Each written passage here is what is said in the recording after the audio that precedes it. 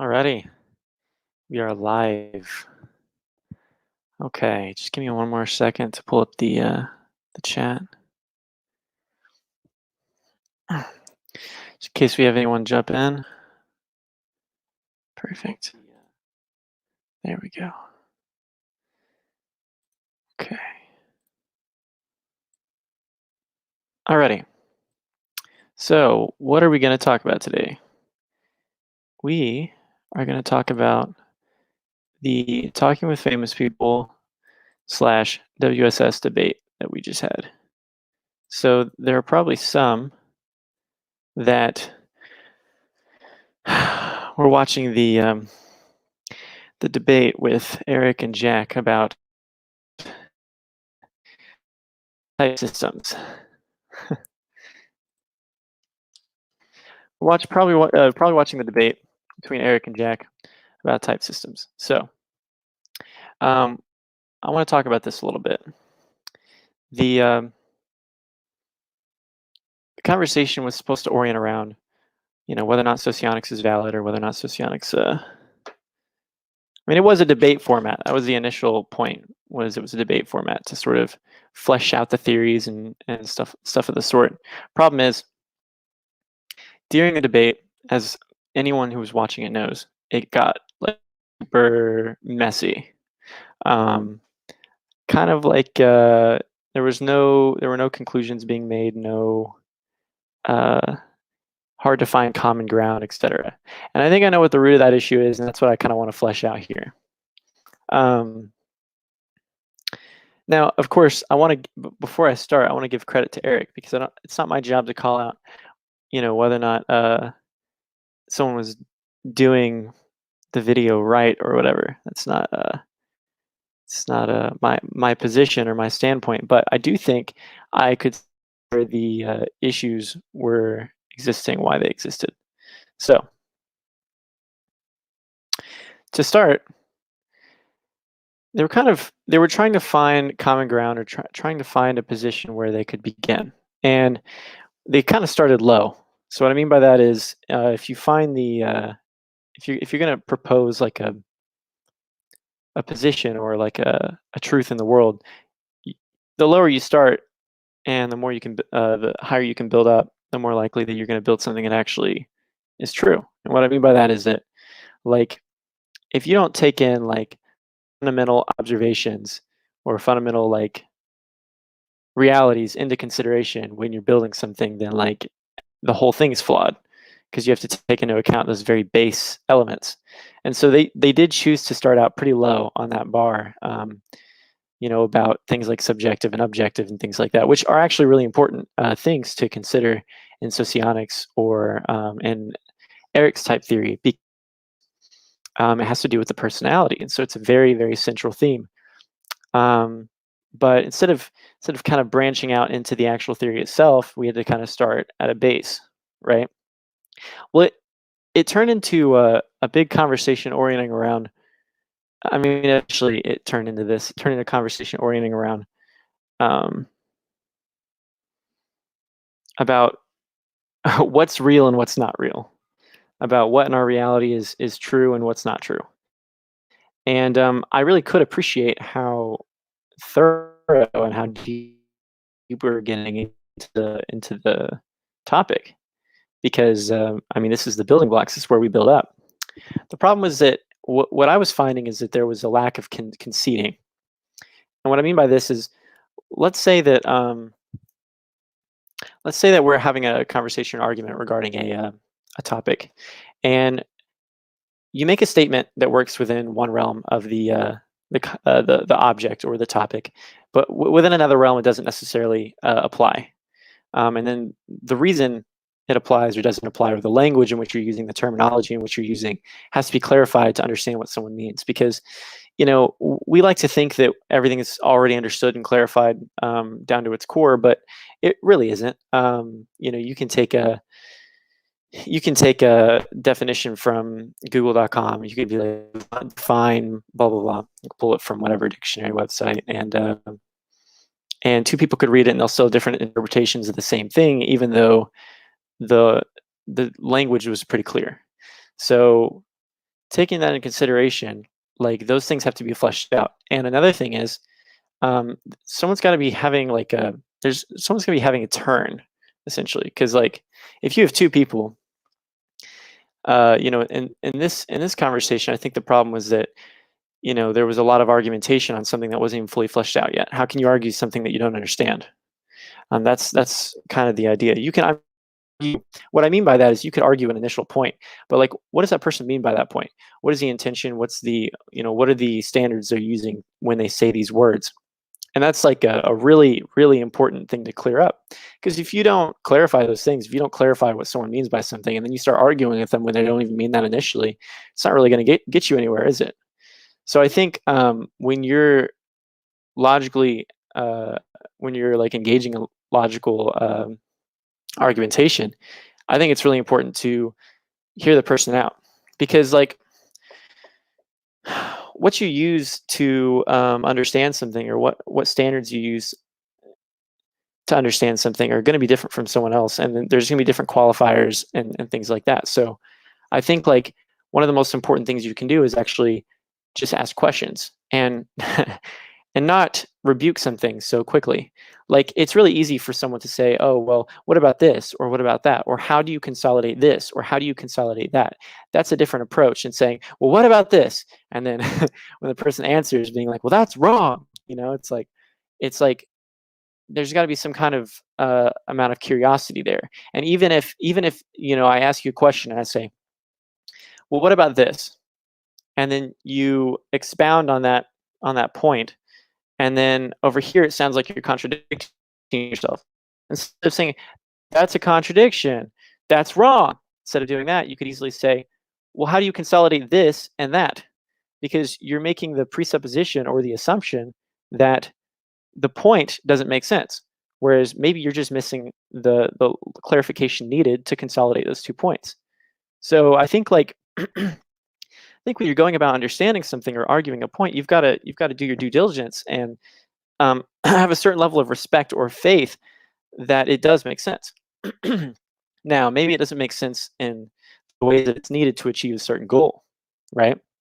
So if you have a certain thing in mind that you're trying to achieve, which is a big qualifier as to whether or not something makes sense or not. Um, Makes sense how is the question. Um, because you could say that someone's perspective is valid in the sense that it's a perspective, but not in the sense that it's true. And then you have to sort of qualify what truth is and how you're measuring that. So like that's important to recognize, is that when someone makes a statement, it may be true, just not in the way that is needed for a particular outcome. So, in this argument or in this conversation, I think it was really important to concede for a moment and ask questions, because that's what you've got to do if you want to understand something. You can argue till you're blue in the face. It's just like you take the classic position of like conservatives versus liberals, or Republicans versus Democrats, or whatever. It's like you get these two people in the room and they can start arguing with each other. It's like, okay, hold on a second. It's really easy to yell at someone else to tell them they're wrong, but what if you actually question why it is they're here, why it is they believe in this, why it is that what they've seen, how this is sort of played out, and how they've seen it played out where it bothers them on a core level. There must be a reason that this person is making this assertion. So maybe if we can find what that reason is, we can turn it into something else. Because I think a lot of times we are so clear on our assertions that we don't get to the bottom of why we're making the assertions. It's like if you want to assert a policy in government, if you're pushing for a policy, you can push for the policy. But if you're having an argument with somebody else about whether or not the policy should or should not be implemented, it's like, okay, well, hold on a second. Maybe the better way to get about this is to question the person on why they think the policy is important, because then you get to the core issue. You get to the actual example of the thing that they think, that they look at and they say, well, this is the reason why we need this policy. Whereas whereas that correlation there might not be so clear cut. Maybe the policy doesn't need to be implemented because of this example, but this example is the problem. And so if we know that this is a problem, we can agree that this is a problem, which most likely you would, then then after that, after you know what the problem is, you can actually say, okay, well, maybe I don't agree with your sense of policy, but I do recognize that as a problem. But here's what I would suggest as a point for that. But first, you have to understand what they're saying. You can't reject something until you really understand, and you can't assume that you understand either. I mean, at some point, you should assume that you've gathered enough information that you can understand, but you can't argue a point that makes assertions that you haven't even fully cleared up. It's like I can say to you, you know, well, you said this and you said this, and this contradicts. Those are contradictory. Sure, they're contradictory from what I've gathered so far. But what if I ask, well, how do I consolidate these two things? The difference here is in attitude. It's in approach, because I can take this moment where I've found two contradictory points, and I can say, well, there's this point and there's this point. So what do we do about that? Like, how do you consolidate those things? And then the person can give me the needed reasoning for me to be able to consolidate those two things in a way that's no longer contradictory. Seemed contradictory with the limited information I had, or with something that I might have missed. So if you make a assertion that the person essentially you are asserting that it's contradictory because of unknowns. And you have to consider the unknowns. You have to consider that maybe there's things that you haven't thought through, or things that you've considered. And then you can go, okay, well, what about this or what about that? And if you're curious and you take an approach of trying to be understanding and be curious and conceding your points, maybe like maybe someone uses a word choice that sort of implies a certain point. But the point isn't actually being made. It's just the word has led the other person to believe that this is the point being made. And that's just like I said earlier. If you go to Google and you take a definition, you say define blah blah blah, define subjective, define objective. The way that they're going to be defined may be the same on Google. The way that you've interpreted that definition might be different. And so the way that you use it will loosely be different. So it's important to say, when you say that, what do you mean? And instead of saying, oh, well, no, this is how it works, this is how it works, it's not getting anywhere. Hi, Jennifer. Sorry, took me a while to respond, but if you guys have questions, you can let me know. Or if you guys have things to add. And that's sort of what I want to tackle there, because, I mean, generally, if you're trying to actually understand, like, if you're trying to get somewhere, if you're trying to have a real discussion, which I know it was called debate. I know it was called a debate, but I don't think either of them really wanted to debate. That was something I heard from Jack initially, and that's something that even Eric stated after his stream, was that he didn't really want to debate. And that's they both wanted to discuss something, but if you're going to discuss, you have to if you really want to understand what someone's saying, or you really want to argue a point, you have to first understand it. You can't argue something you don't understand. And in order to understand something, you have to concede a little bit, like make logical concessions. I mean, we do that all the time.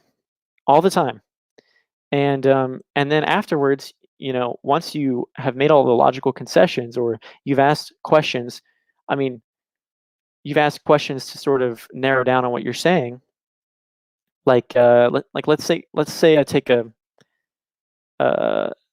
Socionics, and I'm trying to understand what it's saying, and then I concede a little bit because I'm like, well, that doesn't make sense. I don't believe that to be true, but I'll concede and hear it out. Or if this is a conversation I'm having, I can ask the questions about, well, how do you consolidate this and this? You point this out of curiosity, because if you're not pointing it out of curiosity, you're asserting that the person is wrong, which is a logical assumption on your part, not a logical reality. So it's actually illogical to do that in a discussion. If you want to understand what someone's saying, you have to concede a little bit. Because here's the thing. The way someone makes sense of something may be using different standards than the way you do. And that can relate to the definitions we talked about earlier, or it can just be in general. Like, maybe there's just different qualifiers to whether or not something makes sense or not. It's kind of like this.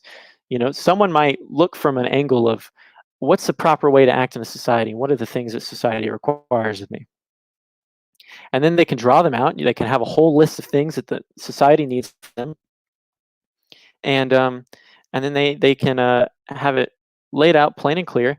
And then someone could say, "Well, that was dumb. You shouldn't have done that." Well, not about that, but some random action. You go and you do something. Someone says, "Well, that's dumb. You shouldn't have done that."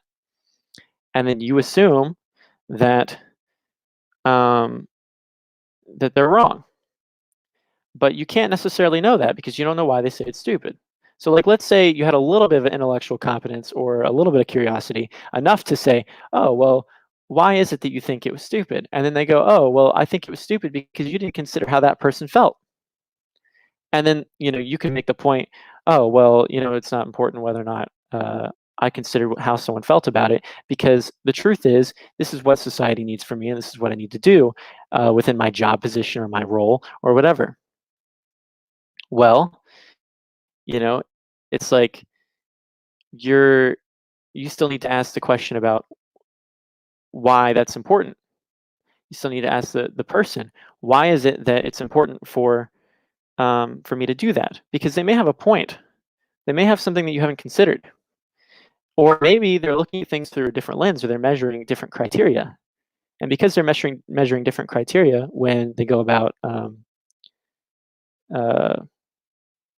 conversing, then it's like, well, we could argue about whether or not you're right or I'm right. But the point is, if we're using different criteria altogether, then how can we even really, maybe we're both right based off the criteria we're using and the criteria we consider relevant due to um, things that we haven't even fleshed out to each other. So that's like really fundamental, like, but it's all approach. Like, you have to recognize and have faith that the other person makes sense. There's something called intellectual faith, and the point I like to make in this is is when it comes down to, like, uh what's the belief called? It's when somebody believes solipsism.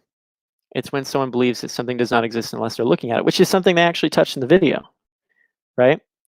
I've always said, how can you know if something exists without looking at it? But I've also always said, or I've said for a while, don't you think it's a little bit arrogant to think that something only exists when you're looking at it?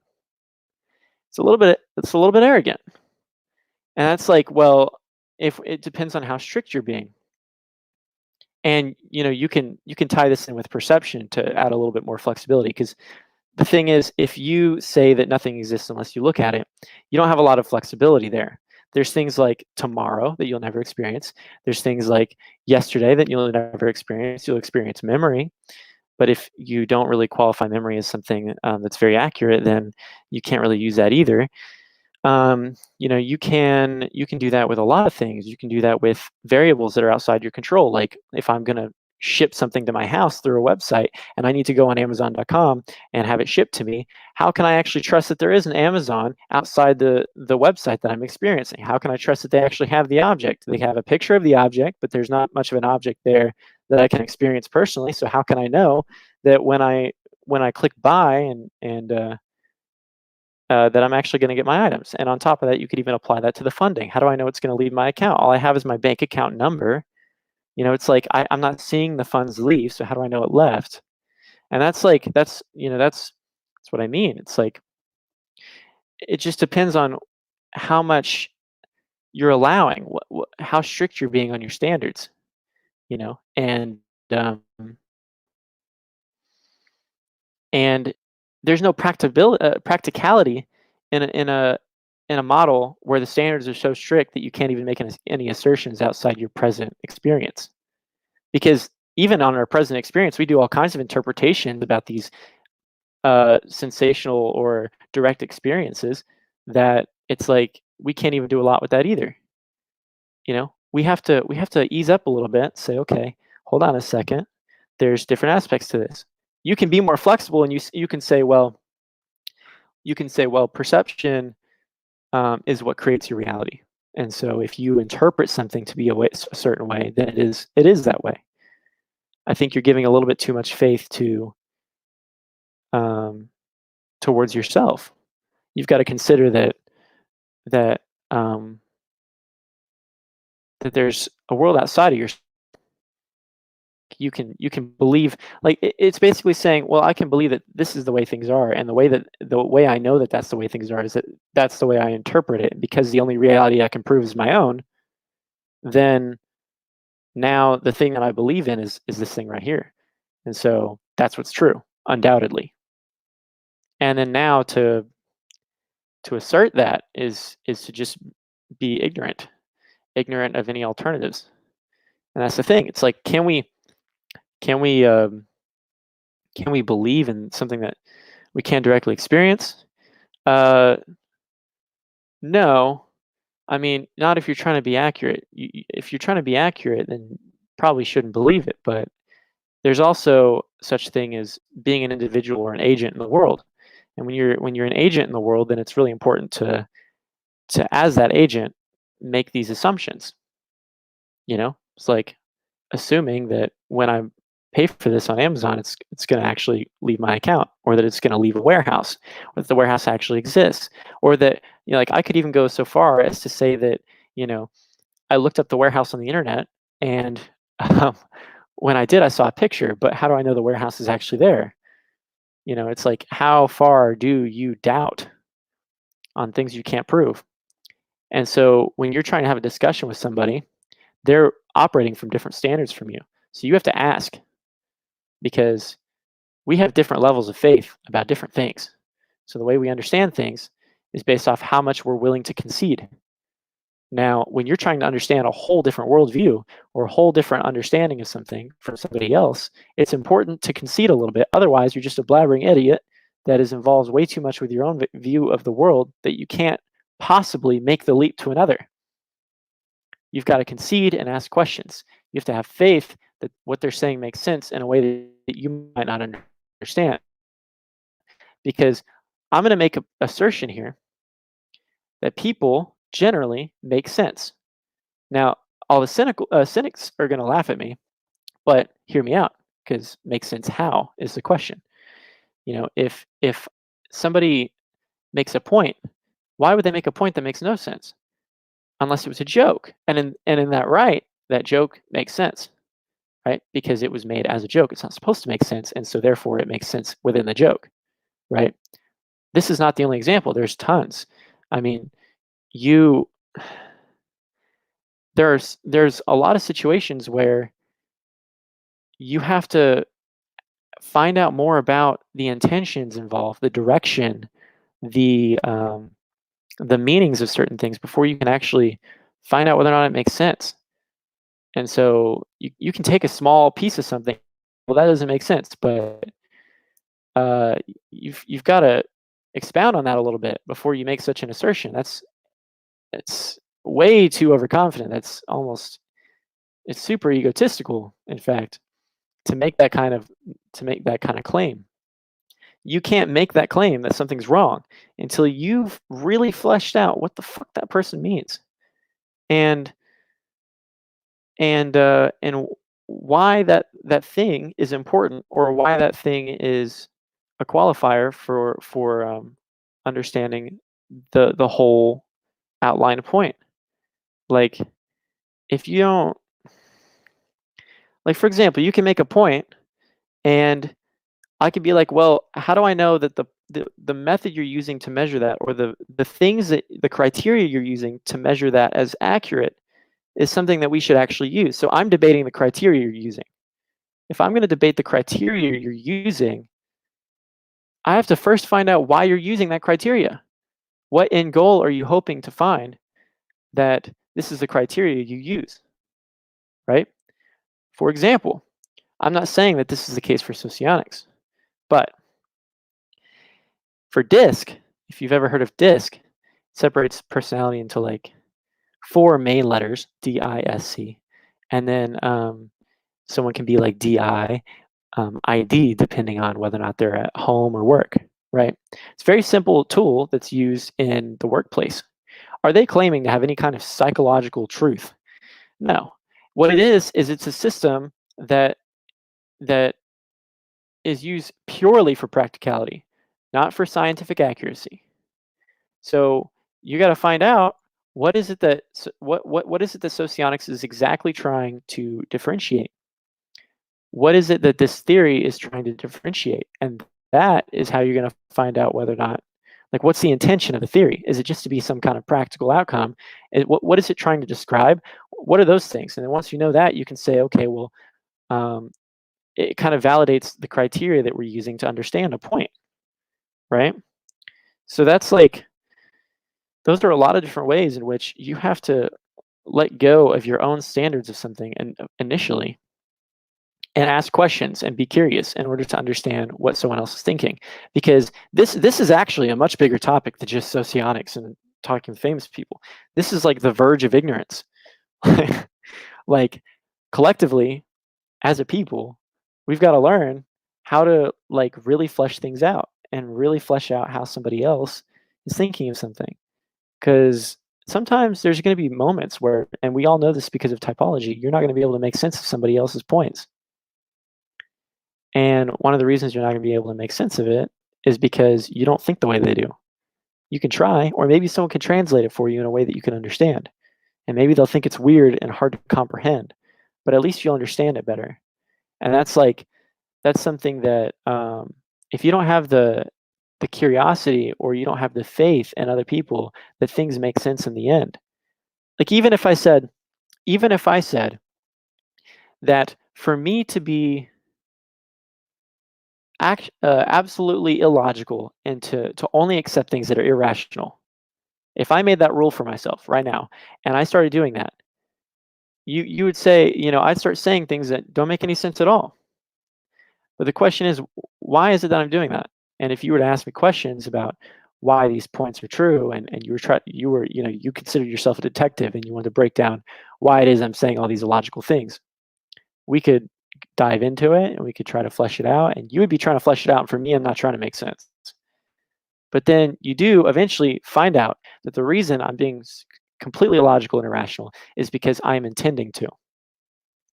And there must be a reason that you have that intent. What has led you to the point where you've decided that being irrational and illogical seems like the right thing to do? What does it serve for you? This is a different kind of logic. It's phenomenal logic, phenomenality. So now you're saying, okay, well, why is it that you've come to this point where you've accepted irrationality?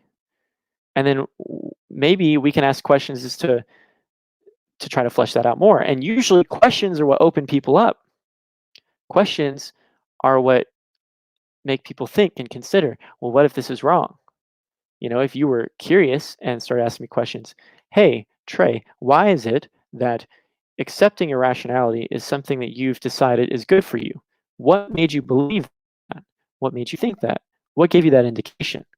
And then now I can start telling you the things that I think, and then you can question them and be like, well, have you considered this, or have you considered that?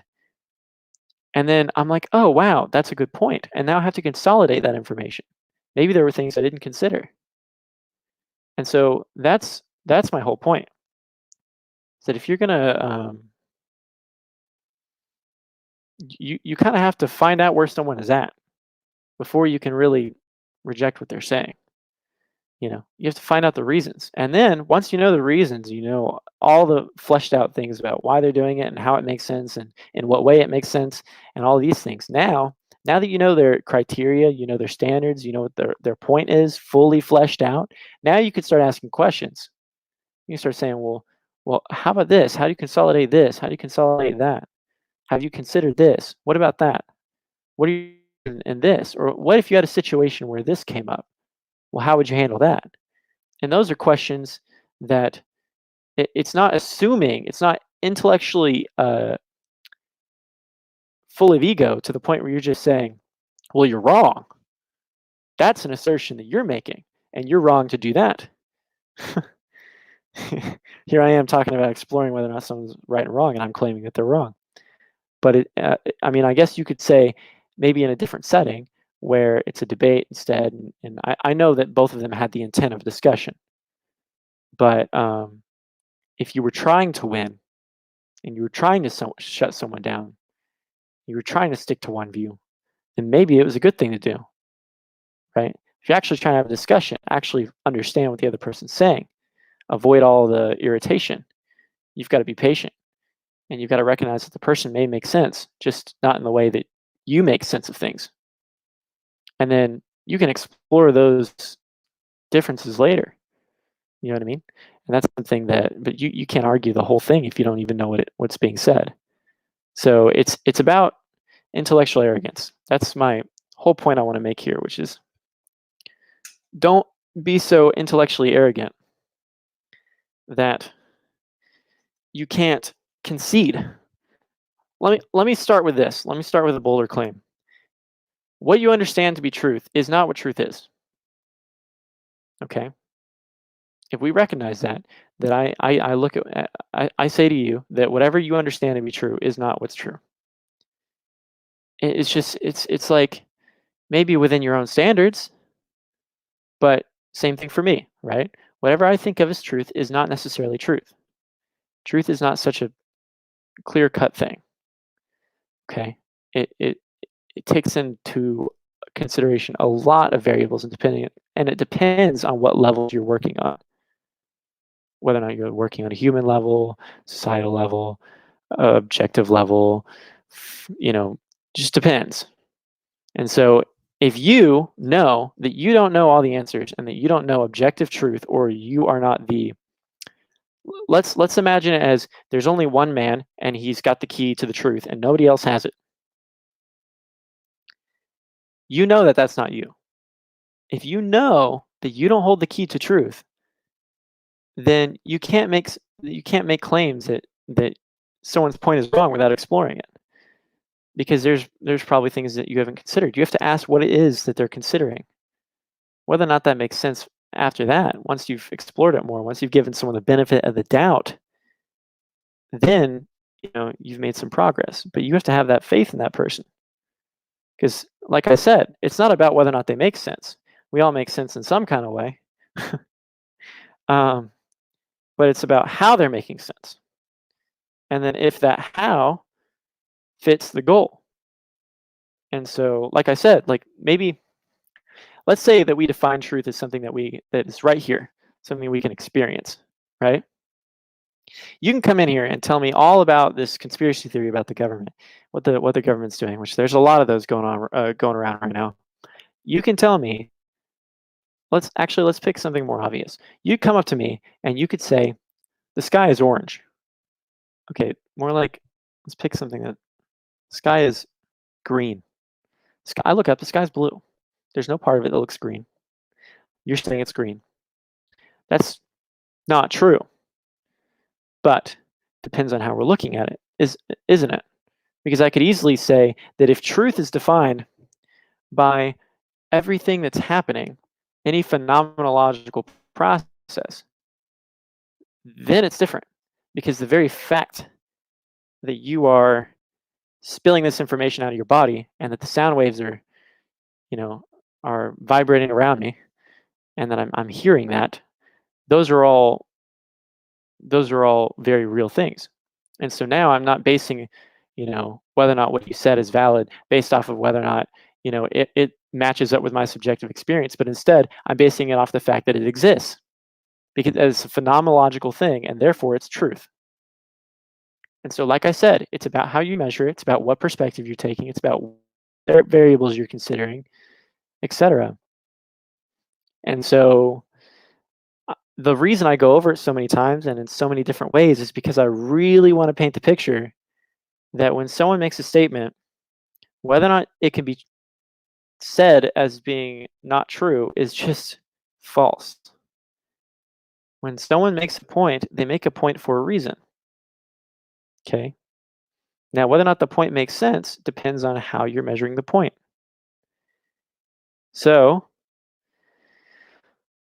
ultimately, to even say somebody's wrong is a matter of perspective. And because of that, you can't ever really say someone's wrong unless you've really asked that person and gotten in their head about all the different reasonings that they're using. Case in point. Not everyone makes a point for a reason. That's where intention comes in. Okay, so can you give me an example of a time when someone made a point for no reason? Because the point that I just made a moment ago was that, you know, was that someone just came up to me and they said their point, and that in itself was reasoning that it's true. Yeah, the battle of semantics, exactly. If you walk up to me, Alexandra, if you walk up to me and you tell me uh, something outrageous, I'm a turtle, you know?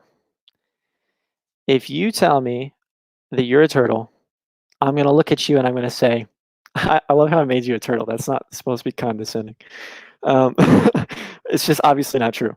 But if you say that you're a turtle, you say I'm a turtle, and I'm like, well, not really. You're not really a turtle. Well, that's because I'm taking what I know to be a turtle and I'm comparing it to what you are, and all the qualities that make up a turtle um, aren't what you have. So you're not a turtle based off that reasoning.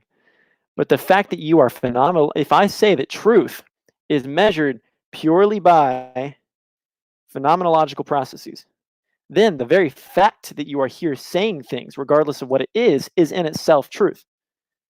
Do you see how it's a matter of how it's being measured as to whether or not it's true? Because I'm not measuring it based off of comparing this turtle to this person or this idea of this turtle to this person. Which is unreasonable because you're not a turtle, you're a tray. Well, I mean, it depends, right? Maybe what you meant by turtle was that I'm calm and I talk slowly, and it seems like my approach is, you know, slow and steady wins the race. Maybe that's what you mean when you say I'm a turtle, and maybe that is why you have a good point. But if I haven't sought to understand the standards in which you're using, then how am I going to deny it? You know. Now, sure, we don't always have to be that ridiculously strict about it. You know, that's up to you how much you consider should be fleshed out or asked, and I don't think you should go to an unreasonable point. um, but it is important that you sort of like to a certain extent. I can just say, if you tell me I'm a turtle, I could be like, well, no, I'm not a turtle, and I can make that point. But you'd be like, "Yeah, you are." And I'm like, "No, I'm not, because a turtle is like this and I'm not like this." And then to clarify. That can happen, but it's not always that clear, especially when more complicated matters come around. The communication needs to be really much more fleshed out than that basic. Because instead of asking you what you mean by calling me a turtle, what do you mean I'm a turtle? I could just say I'm not a turtle. I can be confident that I'm not a turtle, because generally speaking, the way that people use this word is means this thing, or when someone makes a statement like that, they mean this kind of thing, and it's very clearly not true, right? So I could go with that, and I could say it back to you. Well, a turtle's like this, turtle's like that, turtle's like that. And I'm none of those things, so I'm not a turtle, right? I love how we're using this turtle example. um, but then you can recognize that I have this miscommunication as to what we're talking about. You meant slow and steady means the race. Sorry, slow and steady wins the race. But I thought you meant literally a turtle. So, now you've got to say, oh, well, no, that's not what I meant. But that's sometimes how it happens. Sometimes it's not the first person taking the time to work through those things. Maybe sometimes it's something we both have assumed, and we move forward, and then we find out later that we were talking about different things, right? Um, yeah, well, that's the point. Alexandria said, I mean, Charles Manson used the same logic and use it to end lives. But that's my point. It's not about that's my point. We're ending lives here. No, it's not that this logic that I'm talking about here is about conceding. It's about conceding and allowing. You can be logically aggressive, but the thing is, it's kind of like feminine and masculine energy, right? It's like yin and yang. If you assert so much that you can't take in any information. You're leaning one way over the other. You've got to know when to yin and when to yang. You know what I mean? You have to learn to concede your points, to concede and ask. And sometimes more conceding when there's less clarity and when you're actually trying to understand what the other person is saying, conceding is important. If you're trying to accomplish a task, that's when asserting is important. So no one's ending themselves. It's just the misinterpretation of objective and subjective is important. Oh, no one's ending lives. Yeah, yeah. Well, exactly. And that's what I'm saying. Like, if there's a misinterpretation, you have to learn to concede to the other person for just a moment to understand what they mean, and then maybe ask questions, and you can start to understand a little bit better the way they're using the term or what they're not implying by that term that you thought they were implying. That's really important. And you've got to have faith that the other person makes sense in some way. Okay, maybe it's not valid in the end, but conceding a little bit is better to actually get to a productive point because you have to understand what you're arguing against. So yeah, this logic I'm using, it's constantly shifting. It's shifting perspectives. I recognize that. It's not solidified, but it's just like, what is it you're trying to accomplish? Because if you're trying to accomplish understanding another person, you have to concede. Because you making assertions is not understanding. It's denying. And if you don't understand what you're denying, then you just don't understand. You're just rejecting. It's ignorance. So yeah. Anyone have thoughts? Alexandria has a lot to say. She's over here ending lives and stuff.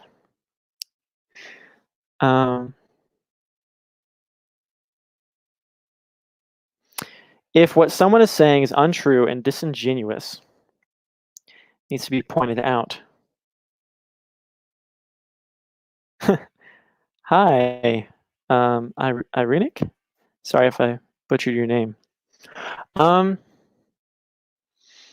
So untrue, and what do you mean disingenuous? But at the same time, know what you're debating. Exactly. You should know what you're debating. That's my whole point. So misunderstandings happen. Oh, hi, Amber. It's good to see you. So yeah, no, but at the same time, know what you're debating. It's true, and I think that the problem there was that they didn't know what they were debating. Because, you know, I mean, you can see that pretty clearly when when Jack says, "Oh," he makes a point, and then Eric says, "Well, you made this point, and then you made this point. These contradict. They don't make sense together. So you're dancing." And that's Eric's interpretation of what's happening. So, you know, then he has to go. Then you see Jack, and he's like, "Well, that's not what I was saying at all." And so what you see there is that one, either Jack's being absolutely ridiculous, and he's just jumping around and dancing and not making any sense because he's fucking with Eric, or Eric didn't understand what he was. So yes, random name 2298. Listening goes a huge step. It's a huge step, yeah. It goes a long way. That's the whole point of this. Is like you've really got to give people the benefit of the doubt. And that's what that wasn't happening. There was no benefit. I remember Eric said, what did he say? Eric was like, he realized there was a problem because Taylor came in and was like, "Yo, man," and this is funny. There were literally 200 people at the peak of it, I think. 100 people on both channels. And literally at the time I looked, all of the live chat was saying like, "Oh my God, there needs to be a moderator. Oh my God, this is ridiculous. Oh my God, like there's no room to talk." Yeah, that's a problem. But I'm trying to remember what I was just about to say. I don't remember. Okay, in my opinion, Jack didn't give a chance to explain himself because Eric kept interrupting him. Yeah. And I want to say, before I read this next comment, I want to say that I don't mean to bash Eric here. I think you just got really caught up in the. Yes, Taylor, thank you for joining. I really need a moderator. If you could jump in here, that'd be great. But genuinely, if you want to join, that's fine. But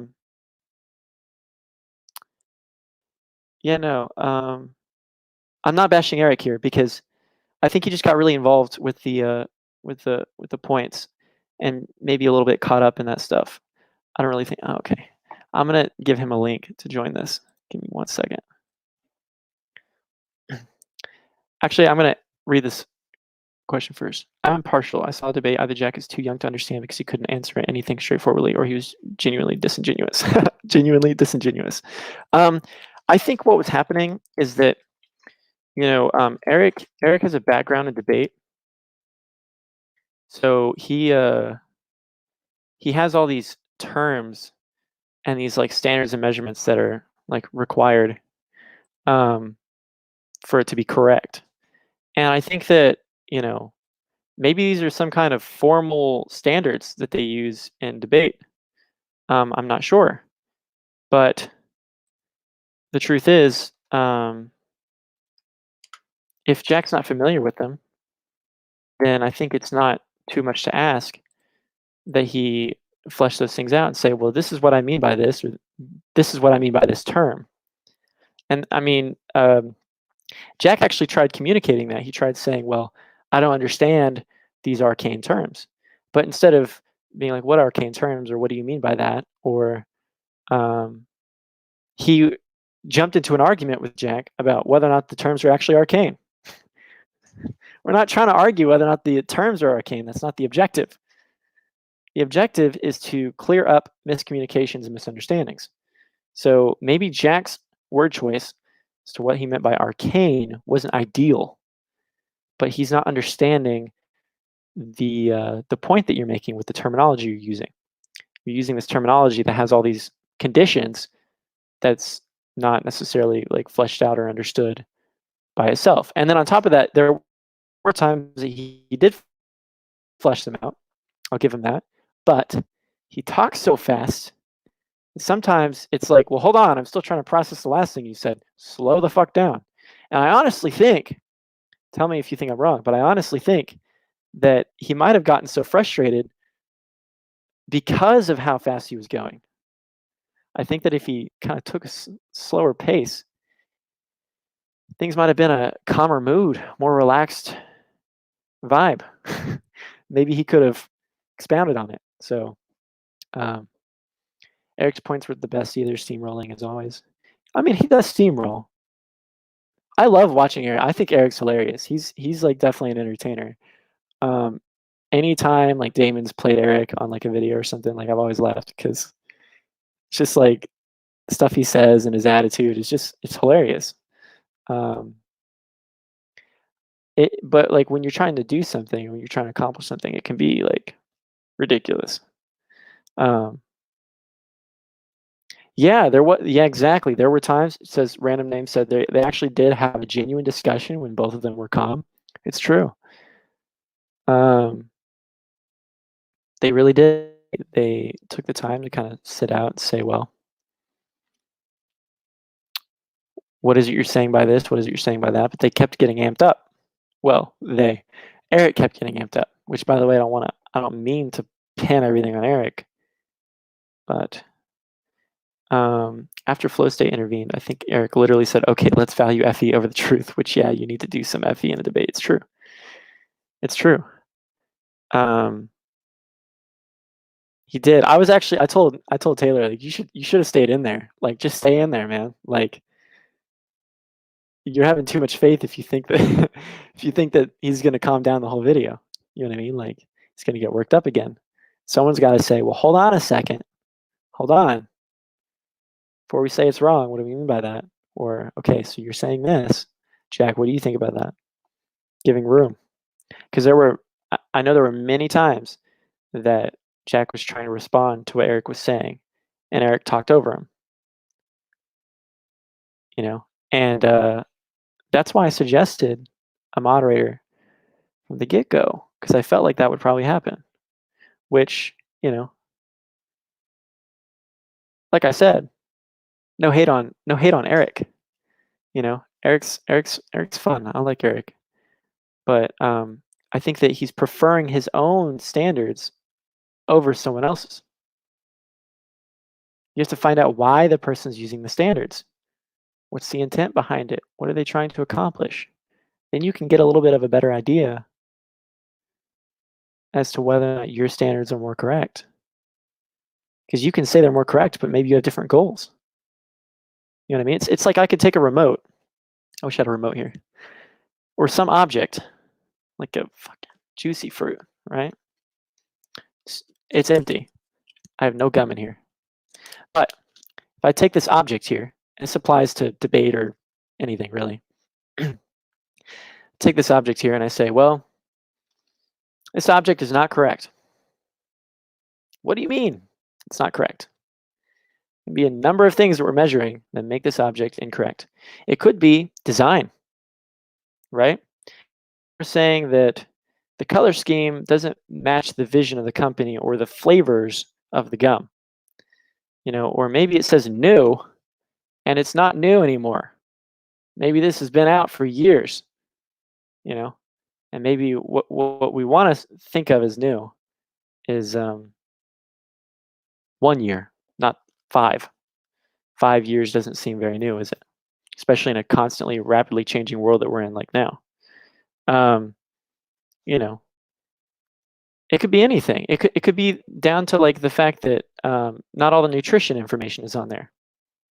Oh, well, it's incorrect because before you can ship this out, you have to put the correct nutrition information on here, or you have to have this barcode, or you have to have this this label right here on there, and then it's allowed to be shipped out, but it's not based off of like correct fundamentally, because there's no such thing.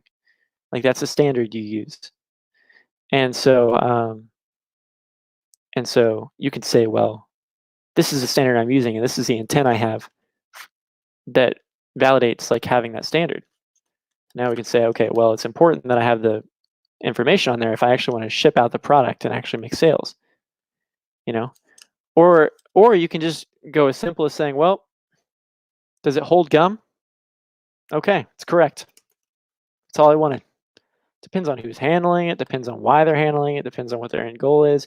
All those things are so important. So when Eric imposes a standard and he says, oh, well, like that's just false, or that's just not true, or it's like, well, you're using your standards. But then if he made the argument that his standards were correct, well, then it would call into question, with what goal? Just like I said here. Correct in what sense and what orientation? Coming from which direction? What place? What thing are you trying to accomplish or do? Or what's the intent? Because if you're trying to get down to the very fundamental truth, you're going to have to, if you get down to the fundamental truth, if you get down to like things you can only really know, you have to reject all of science. Science is not objective truth. And that's okay. I want to Alexandra, because she was leaving and she's still here. Says when they were yelling over each other, my boyfriend said, "Okay, turn this off because it's not easy to follow for non-TI DOMs." Yes, but also Jack was preferring his own standards. Exactly. Goes back to the objective, subjective, and agential argument, which Jack either pretended to not understand or didn't actually understand. Anyway, I had to take a shower. Okay.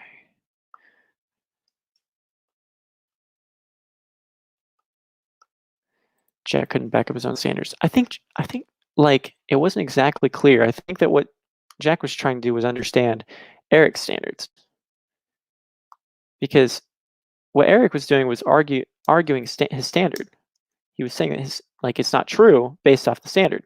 Because the thing is, Jack's really open-minded. Jack will, if you say that Jack's wrong, he'll be like, okay, well, why do you say that? And he seeks to understand. So naturally, if Eric comes up and he says, well, that's wrong, instead of Jack saying, well, no, it's not wrong, Jack's going to be open-minded and say, well, why is it wrong? and then he's going to try to understand Eric's standard. So Eric is explaining his standards, and Jack's trying to understand them, right? And so then it comes to the point where Jack isn't even really trying to back up his own standards. He's trying to understand Eric's. And when now he's got to argue why the standard's better. It's like, why are we comparing standards? Why are we comparing dicks? Let's understand one object first and then the other. Let's not compare Eric's standards to the standards being used in socionics. Eric's standards are not relevant unless Eric has to explain them to explain how he understands something. We're not trying to understand what he understands. We're trying to understand socionics. That was the focus, was socionics, and that's Jack's domain. So you could say, well, what do you mean by that? You could concede on a few points. You can ask questions. Then once you understand all the standards, you can argue whether or not the standards make sense. But in order to understand whether or not the standards make sense, you have to first question why the standards are there, because there's an intent there. What is the overall goal here? Why is the standard what it is? Now you can kind of say, okay, well, you're saying that the reason that you have that standard is in place is because you're trying to achieve this goal. But I don't think that standard is required or necessary or even true to get to that goal. That's when you can get into something, because now you fully understand.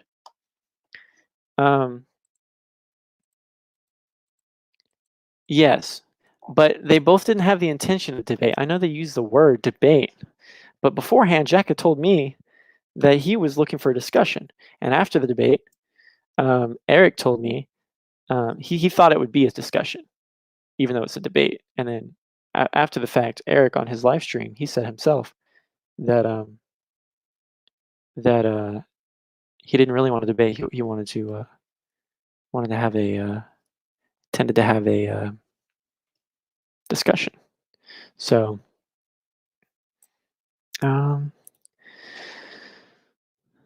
debate is not someone continually asking questions. Then that's disingenuous. If you use the word debate, then it's debate. Yeah, well, I agree, but maybe that was a problem on their end. I don't really like the term debate either. I think it's just like this formality, like drama YouTube title to bring views in.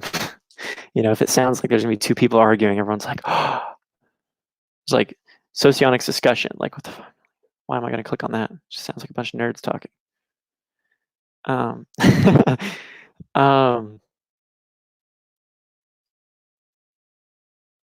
The semantics. Yeah, let's argue the semantics of the word debate and discussion.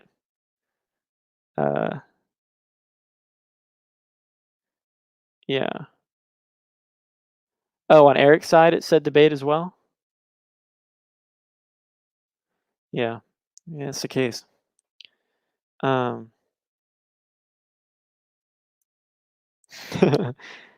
are you saying no to? I don't understand. What are you disagreeing with? Alexandra said, no, a debate between Christopher Hitchens and a religious person was called a debate, wasn't just a drama.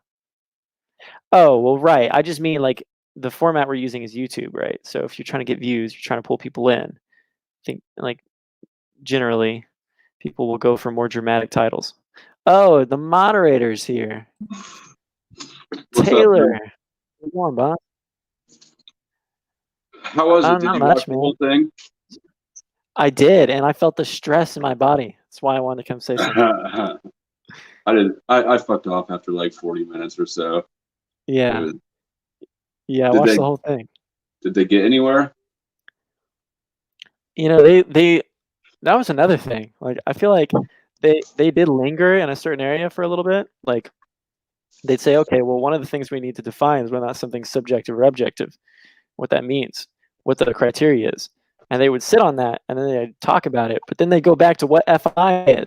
And I'm like, whoa, that's way up the house. We haven't even built the foundation yet. You know what I mean? Like, if you're going to start down here, you should probably flesh it out. I made a video with some pre-debate thoughts that I didn't make in time, so it didn't even. I saw that. I didn't get to watch it. Yeah. Yeah. And one of the things that I said was, don't get stuck defining terms, because that's how TI reduces down. So if you're stuck, you just break it down to a smaller part, which ends up being definitions. And I've seen both Right. of them get locked into that shit.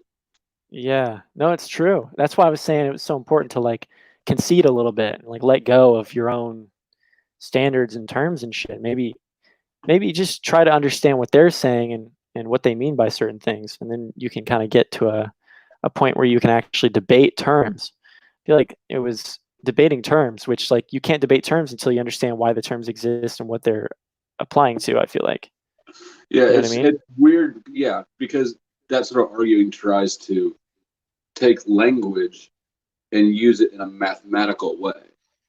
Hmm. You know, and it just doesn't work that way. Hmm. Yeah, yeah.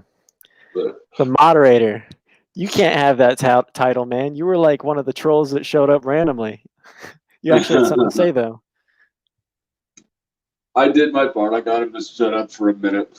It's better than Yeah, I for a thought I'd minute. do. For a minute, it's Yeah, better than I thought I'd do. When he gets like that, he's like, I said this before the debate. I was like, I already know how this debate's gonna go. I was like, you need to get a moderator. You know what I mean? yeah. I was telling Jack that. I tried to get Damon to do it, but Damon was like, well, he's like, I might be partial. I don't think he would have been, but you know, Yeah, I mean, I guess the thing is you have to know what each side's talking points are so that you know how to keep them back on track. That was another thing right. because I didn't know where the course was, Yeah. uh, so I can't redirect that. But Yeah, no, that's true too. I do feel like they jumped all over the place a little bit. Like I like because when they started real low. Like, what is subjective, objective? What do you mean by that? And I was like, oh, that's good. Like, you're getting the foundational stuff first, you know. But then it was like hopping this way over here, down here. Now, what is reality? You know, that was a conversation they had I about. get real tired of the subjective objective debate. Like, Oh yeah, it seems like you can just, are you going to use it colloquially or are you going to use it in Jung's terms? And hmm, that's the only distinction you need to make. You don't need to divide that argument down any further. hmm, yeah. I mean, I think I don't know. I don't know. I think there just needed to be a little bit more breathing room for like. I know that Eric would say something and be like, Jack would be like, no, no, no, that's not what I meant. But then like Eric would keep like hammering down on what he was pointing out. He was I was like, well, interrupting motherfucker. yeah, if that's not what he meant, then why does it matter that you're hammering down on it still? Find out what he meant. You Yeah, know? I've argued with Eric a lot. I know how he argues, especially when he gets frustrated. This part of the reason why when we were talking privately in the side, I was no, I don't want to. I don't want Yeah, to go in yeah. there. When he's in this mood, you can't really pop him out of it very well. You can get I mean, I thought you you did can great. You walked in, you're like, yo, man, I got 200 people here, all asking me to moderate this shit. You're like, because everyone's getting stressed out in the chat, and then like, he took his took it down a notch quite a bit. I thought if you stayed there, it might have kept it like that. he when I quit watching, he wasn't still at that level, but he hadn't gone all the way back up. Did he ever go all the way back up to where he was? Yeah, yeah, I'd say so. Yeah, yeah, Well, it was about the same. I can't yeah. remember for sure, but I think so. Yeah. Alexandra says, whole thing was the difference between the process of receiving information, processing information, and expressing information. That's the whole issue they had. Hmm. Just, boil it down again. Processing and what? Yeah, she said the whole thing was the difference between the process of receiving information, processing information, and expressing information. I don't know that processing and receiving are different things. You can't receive something without processing it. Like even That's just a being really aware good of it, point. just being Mhm. aware of it is a process. And Mm, if you're not aware of it, then you haven't received it. mm. That's a good Uh, point. I actually I don't know how to argue that. Yeah. Yeah. No, that's a good point. Maybe did they use the word receiving? They might have used existing. I know Like before whether the or not it debate, one exists. of Eric's arguments was that metabolizing involves a conversion process, which I think is awareness or the receiving. But no, I don't remember how he explained it. He made a distinction where I don't think one really is. Right. One really is. What do you mean? I mean, he tried to split apart receiving information and metabolizing information, which I have two issues with. The first is that receiving, like I said, is metabolizing in a way. And the second is it's a fucking semantic issue, you know, ultimately. Yeah. Yeah. I want to make a comment. Dead Star says your philosophizing never seems to go anywhere. Actually, this is very applicable. The fact that you can concede to someone else's points, concede to their logical standards, and find out what their criteria is, and give them the benefit of the doubt. I know it's flexible logic, but it's what allows you to understand what point someone is trying to make. Whether or not it's valid depends on what your criteria is as well, or what your intention is. So it is actually very relevant, and it does go somewhere, which is creating a discussion space that's more productive instead of a shouting match. I don't know if you saw that video, Dead Star, but that's what we're talking about. I don't, and I don't have the context of that comment, but I do agree with you, probably to an extent. I think that you do need to flex your own understanding long enough to receive what they're trying to tell you. Right. Then, if you understand it and you don't agree with it, then you firm it back up. But yeah, that's what someone was saying. I don't remember the way they explained it, but they were like, "Yeah, well, you know, if you got to you cool do your that." head down long enough to understand what the fuck you're fighting. Yeah, I was saying it's like yin and yang. You know whether or not you're conceding or you're having faith in something, or whether or not you're asserting something. I was like, there's certain times in which to do each. You know, you have to concede a little bit to even understand something at all. Because like I said, like even deciding whether or not something is valid or invalid or objective or subjective or whatever the fuck, like you have to first draw out a line that divides those two concepts, and like that is an assertion, and so even to go that far, I mean, you have to, yeah. So it I says, think that Eric has always, at least historically, I don't know what's saying today, but he's historically been um, opposed to Jung's use of objective and preferred the colloquial one. mhm. Say that one more time. Sorry. Eric has historically rejected Jung's use of the words objective and subjective, because Jung uses them to mean external and internal, sort of.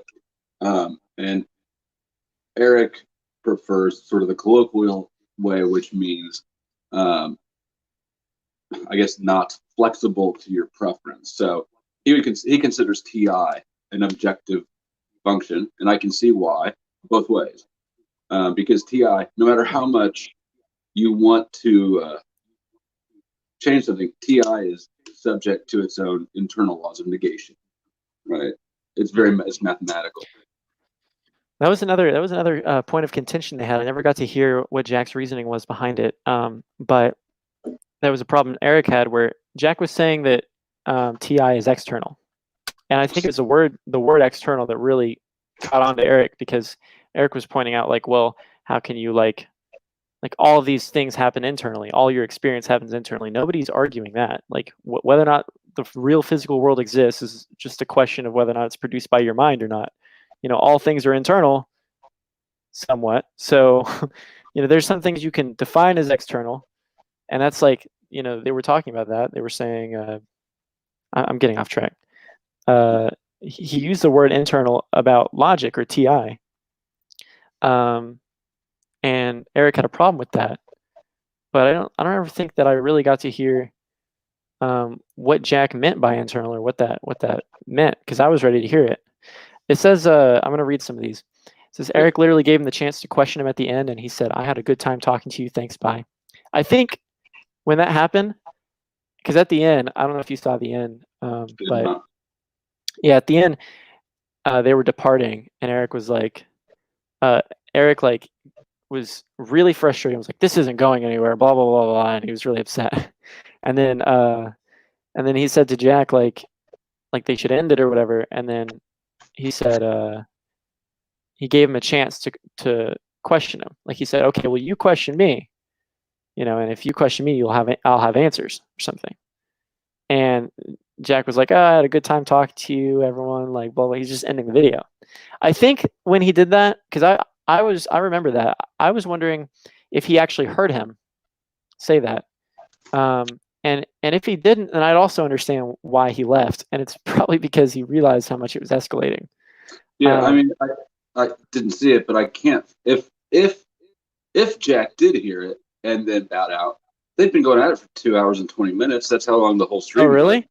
Was. Yeah, it was a 2 hour 20-minute stream. And for which one? For which channel? Because one of them went longer than the other. Oh, I don't remember which one. Okay. But either way, I mean, that's Mm-hmm. I can't fault him for blaming for leaving, even if he did hear it. I wouldn't consider that retreating. Intellectually, I'd consider that like, fuck you. Yeah. I have other shit to do in my world besides just sit here and play blah with you forever, indefinitely. Yeah. No, it's not that I'm not giving Eric the benefit of the doubt. I just said I didn't know if he actually heard it or not.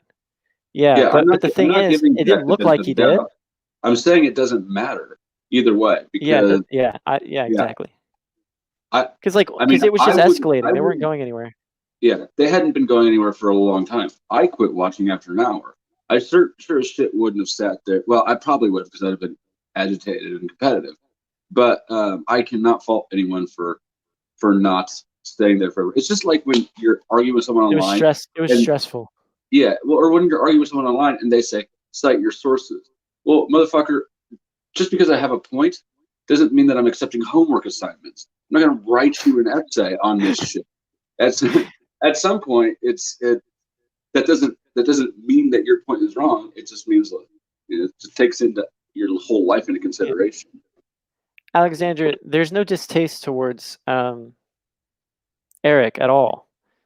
It's not that I think that Jack was unbelievably patient, and that anyone else and I would be willing to say that out of the 200 people watching, I would be willing to bet that anybody would have snapped longer than it took Jack, because Jack didn't snap at all. Did Jack snap? No, not at all. That's what I mean. I think anyone else would have maybe given a little bit more time. Maybe some people are a little bit more tolerant, but like he was very calm and very patient. And so I don't think I have to be giving anybody the benefit of the doubt to recognize that that was a problem. Says maybe most people don't like Eric, but truth is opposite of character. Definitely, truth is opposite of character. I don't know what that means either. I don't. Yeah. Yeah. Can you say that in a different way, Alexandra? She said he definitely heard him. Come on. Yeah. I mean, Alexandra, you have to recognize that if you're in a public space trying to make your point correctly in front of an audience, you have some obligation for communication. Eric, fuck who's right. Nobody knows who's right because nobody can follow that shit. Most of that is on Eric, because he was the one that was continually interrupting. So the points don't matter. The facts don't matter. You can't say Jack tapped out because he left. The fact of the matter is nothing was being communicated. Right. Yeah, well, yeah. I mean, there's more components to this debate than just the logic inside each side's brain. Right, exactly. Yeah. You have to make that logic real in a way that people can follow. You have to present the logic. Nobody could catch it. but it's not even just the job of the person presenting it, because the person presenting it can't possibly know what the other person expects of them, because there's qualifiers the other person may be looking for that the other person hasn't even considered yet. It's largely a part of not the I mean, sure, if it's just a presentation experience where someone's just presenting, you have to do the best job you can to present the information, because nobody's going to be there to question you. But in a discussion type format, I mean, you're going to have to question the person and say, well, what is it you mean by this, or what is it you mean by that? Otherwise, you're not going to get a good idea or grasp of it at all. Like, that's the thing. I mean, I think anyone in typology community could agree that we understand things differently than one another in different ways. And it may be because, maybe because one of us was born in a rich family and one of us was born in the hood. And it may be because you're a SLE and I'm an IEI, or it may be because we have different Enneagram types. Whatever the reason is, it doesn't matter. We recognize and understand things in a different form or fashion. And so when you come into a situation where you're wanting to understand the other person, you can't assume that they use the same methods of understanding a point that you do, because it won't get you anywhere. And I think that's what he was doing largely, and that's what you were explaining, is like, it's the other part's presenting job something to understand what they're talking about. What, Alexander? How the fuck can you put all the responsibility on the receiver? If I start talking to you in Mandarin, do you understand it? No, I don't have to see the end. I don't know how it ended. I don't know if anybody thinks either side won. I don't know. But what I do know is from what I saw, Eric was throwing the debate. He wasn't letting Jack talk. He was yelling, interrupting, running around. That was not a debate. And Eric knew that. That's something I wanted to say, because I haven't said this while I've been streaming, or I don't think you knew about this, but after the fact, Eric was kind of reflective, and he was like, "Well, I didn't want that at all." You know what I mean? Yeah. And how it kind of, I think I heard him say, I let my feelings get in the way of my better judgment. And then something, I don't remember what the last part was, but he did say that. And so I'm not, I'm not trying to bash him or anything. I just, I don't think he does that intentionally. The things that I'm pointing out here, I think that the things I'm pointing out here are supposed to, portray what I think the problem was. You know what I mean? In a logical way, which is just flexibility, man. And it goes, I mean, he even talked about it. I mean, he went meta. He started talking about reality and, an individual's reality, and the fact that within my reality, something's true, and within your reality, it's not, et cetera, et cetera. And it shows awareness of those types of things. But like, if you're talking about a point, like, right. I was impressed that he was saying that, but I was also confused. He knows that, then he should know to concede a little bit to understand someone else's like orientation or like their worldview. You can't shout over somebody and call that a debate. It's not. Well, that's true too. Yeah. That's all it comes down to, Alexandra. If I scream over you so that I can't hear you, I didn't win the debate. I just crowded you out of it. Yeah. And that's when I quit, because that's what was happening. Yeah. No one liked the shouting. We were all at our homes or at our devices feeling that little bit of stress and anxiety because of how unsettling the conversation was. All 200 of us. If anyone has anything to comment, by the way, you can. I think we have 10 people. Alexander's taking up a lot of room. I was more agitated Alexandra, that there was no mental ground being covered, right?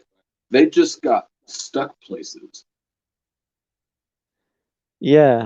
They were arguing, but nothing was being clarified, or it wasn't clarifying or informative or anything really. It was just combative. So there wasn't a lot of intellectual substance I didn't see underneath the Oh, yeah. Someone said that, in fact. I don't remember who said it, but I was someone mentioned that. They were like, it was 3% typology, 80% Eric yelling and or interrupting, 17% actual content. And the 17% actual content wasn't related to typology. um, so, you know, it's true. I think it was almost like trying to sift through a bunch of clashing and bullshit, confusion. Yeah. Um, if I understood Mandarin, I would expect someone to come into a debate knowing what Mandarin. It's a good point. Yeah. You do need to know the subject matter you're discussing. Yeah. My analogy wasn't great with the Yeah. Mandarin thing. But what I was trying to convey is that by yelling over people and interrupting and interjecting, you're breaking up language in a way that makes it not receivable. Whatever. It just Mhm. Yeah. it wasn't conducive. Yelling, interrupting, not even the yelling really so much as the interrupting. You can't just barge in on people. Now, if somebody's going on a long-winded ass monologue, then it's appropriate at some point to interject. But Jack couldn't get out a sentence at some point before Eric was in it. Okay, I've got a few comments to read. Alexandra said, true, I was disappointed in the debate. It seemed like an intellectual circle jerk and none of it addressed the actual question of what is Socionics trying to do. And I think you touch a really good point there because I think that is really, really significant. What is Socionics trying to do? And I think like one of the misunderstandings that people make is that Socionics really trying to define like what it doesn't seem to me like Socionics is trying to really define what's going on inside a person's head or like how the psychology is built. I think what they did was created two components to this machine. One component that differentiates different types of information, right? So different I mean it's just like color or it's just like audio. You have different types of different fluctuations of that audio. What you can do to it, you can make it heavier bass, you can make it higher treble. You can I don't know a lot about sound engineering, but these are just different examples. You can change the format of that of that sound wave to fit a different pattern. You can move it through a waveform. You can make it do different things, and that's exactly what I think is trying to be described with information. Information can take on different formats and different orientations, right? So I think that's what Socionics first and foremost does, is describe the different fluctuations that information can go through. And I think after that, it goes into the territory of, well, what do we see in people? How does that information manifest in a personality? Are there some places that a person is more capable in a certain type of information than other types of information? And I think that could be wrong. I'm just absolutely like stupid and don't understand Socionics, but that is what I understand Socionics to be. And I think, that's what I think it's trying to do. And I think that some of the territory that Eric was going into, as far as like subjective objective, wasn't necessarily just because of that initial point. It's the subjective objective thing. I mean, but I've seen Jack do that too. Jack did that forever with Benjamin. Yeah. Giancarlo says, I'm just passing by. I got a lot of work to do, but in general, that wasn't a debate. It was Eric steamrolling and bulldozing at Jack. Eric said he wanted to debate, and he proceeded to not let the other party express his point. Yeah, and Eric was mixing up taxonomies as well. That's a really good point too. I noticed that. I was like, well, hold on a second.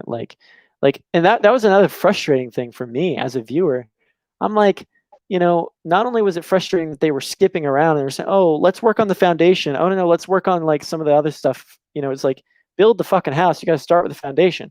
Go there, finish that, proceed. If it took you 2 hours to figure out what subjective and objective meant, great. We made some actual progress. Now in round 2, we can go on to the next point. What does internal, external mean? At least we're going somewhere instead of hopping around the whole house. And that was like, that was the thing, is like, even when they did hop up, they said, oh, well, let's talk about FI. They didn't even clarify which FI we're talking about. What definition are we talking about? What, at least tell us what taxonomy we're referring to. Are we referring to, If it takes 2 hours to define subjective and objective, I'm the fuck out of here. Nobody's got time to get all the way to the end of that. And even if it did, at least it would be being productive versus, you know, if at least it would be getting somewhere eventually, rather than, you know, whether or not someone's going to watch it is a different thing, but at least it's not just bouncing around off the walls, not actually going to a point, and actually not actually building from a building up.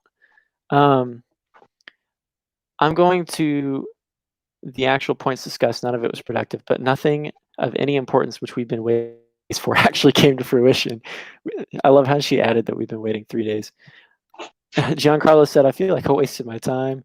Lots of Eric's misunderstanding of the Socionics polar function. What's he talking about there? Did you see that? Yeah, I'm trying to remember what exactly was said. He was saying that, like, it's some, I know he said it was completely devoid of someone's life, like absolutely gone. Can someone remind me what they were saying there? What Eric's point on the polar function was? Giancarlos, maybe. I'll go ahead and move on. Literally, or was he? Yeah, I don't know. Yeah. Surely he didn't mean that literally, because I've heard him talk about his own FI. Yeah, I'm trying to remember what exactly he said. Let's go ahead and move on. Maybe he'll say something in a second.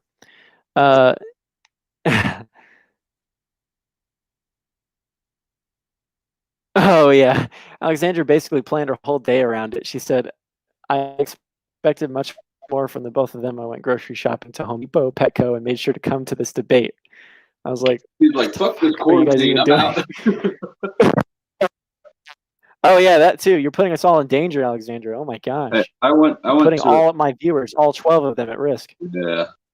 Before, the reason that I was late to uploading the videos, well, I didn't even know about it until recently, but we went to lunch. We drove like half an hour to go to lunch at some place that's opening today, anyways, in violation of the thing.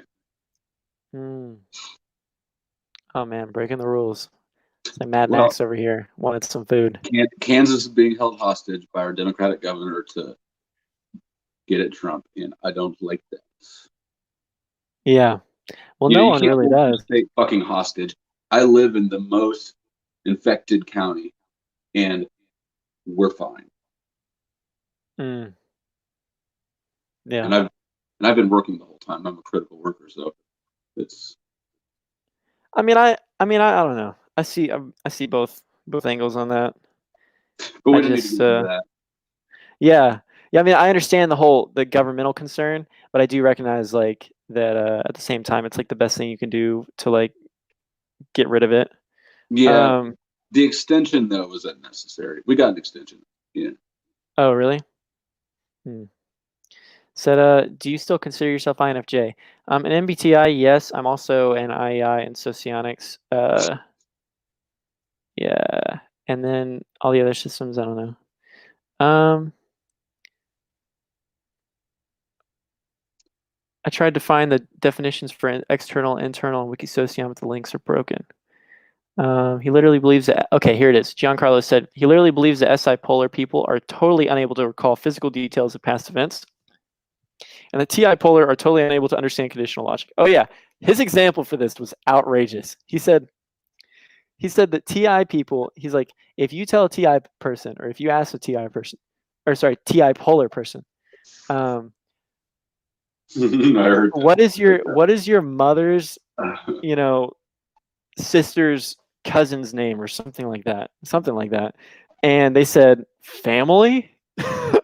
And it was like, okay, that's a little bit of an extreme example. I don't really think that they can't comprehend one chain to the next. I actually think that was a literal comment.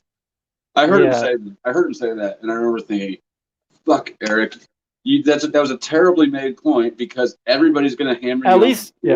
At least acknowledge that it was a terrible example. You know, like you did with Mandarin after the fact.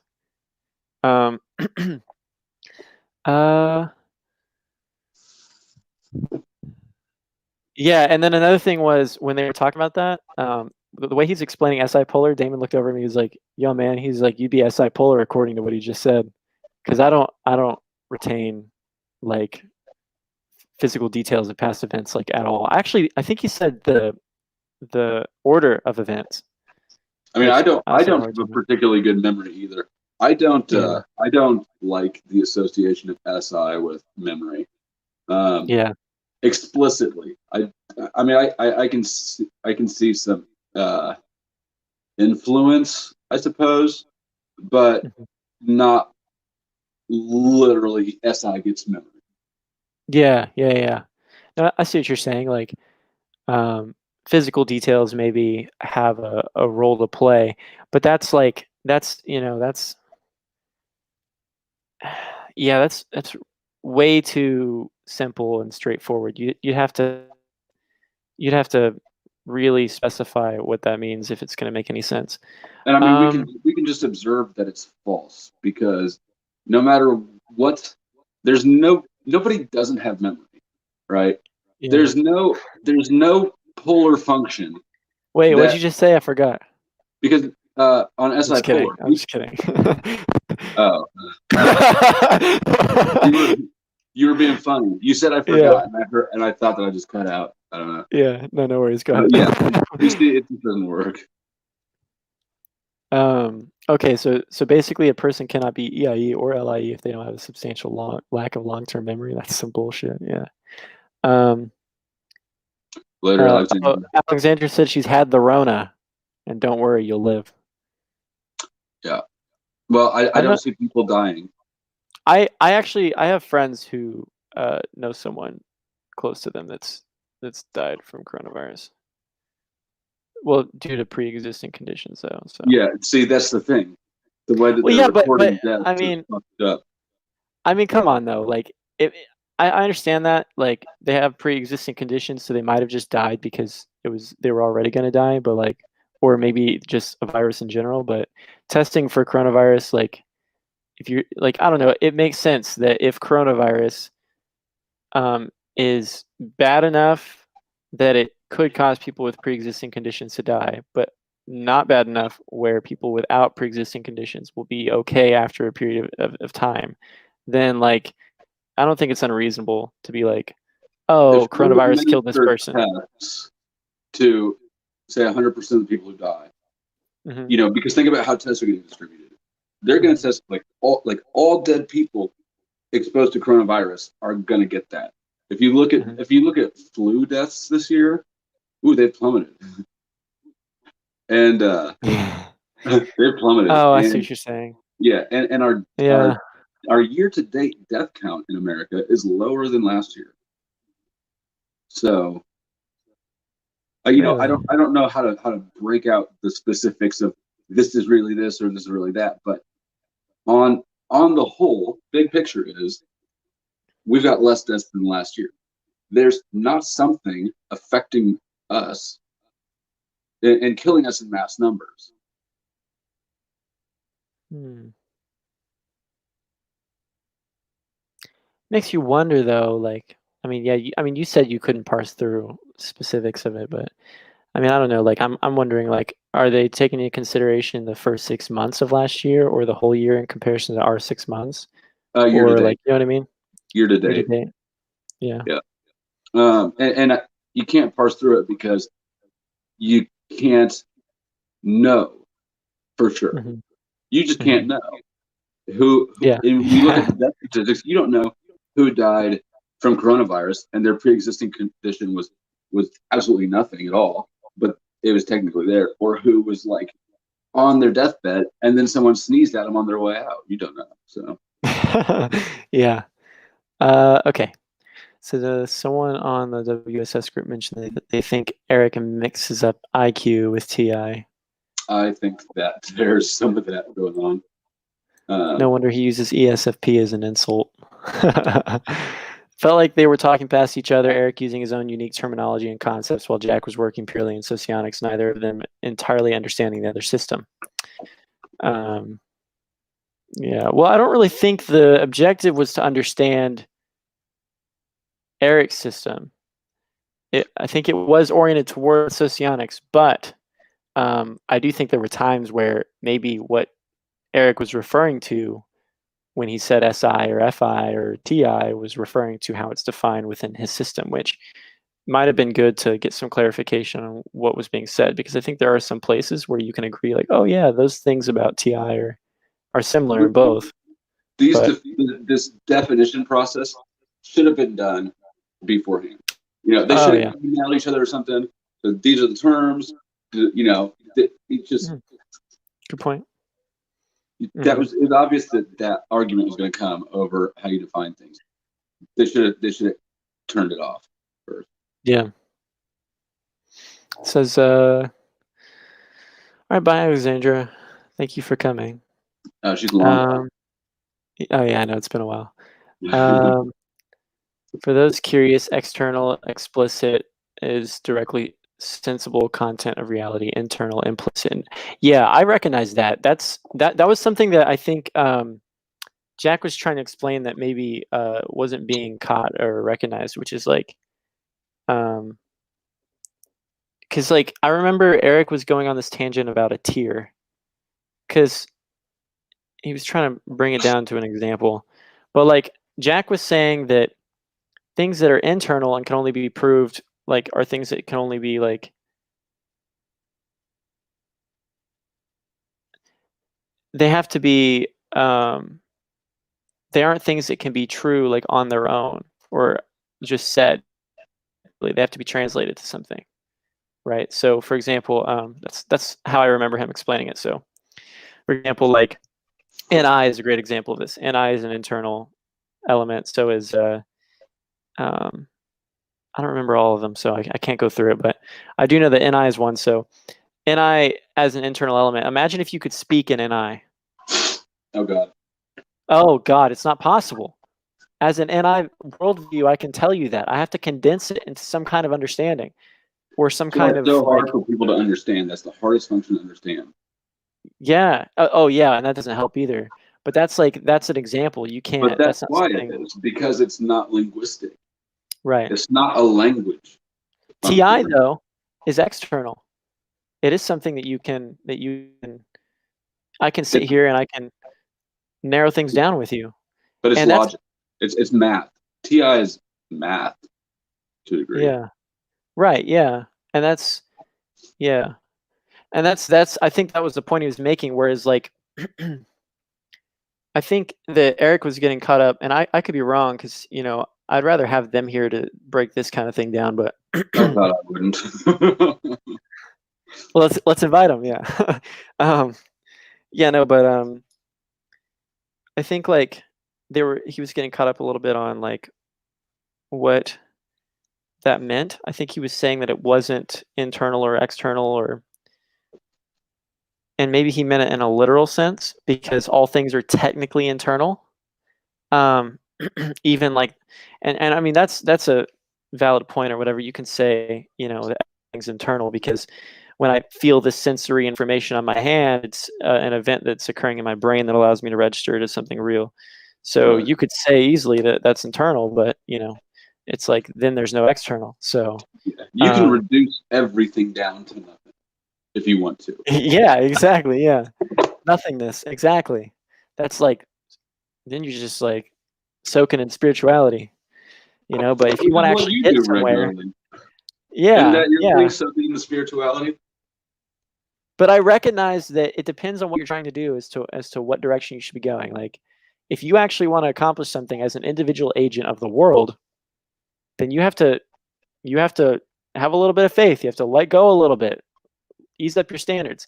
And this is what I was saying earlier. I don't know if you heard the video this early, but I said I was saying that there are two things I've said that kind of contradict, that are really good points. One, the only thing you can know for sure is that which you perceive or observe directly, right? Yeah. And two, don't you think it's a little bit arrogant to think that something only exists if you're looking at it? Oh, fuck Which yeah. are two contradictory points, but they're both valid in their own right. It's like, yeah, they are, but they make sense together. They don't contradict each other, because we're finite. We are finite. We're right. finite beings, and I don't know that our surroundings are infinite, but they're certainly bigger than we are. Mm-hmm. Oh yeah. So there's context there that makes everything work together.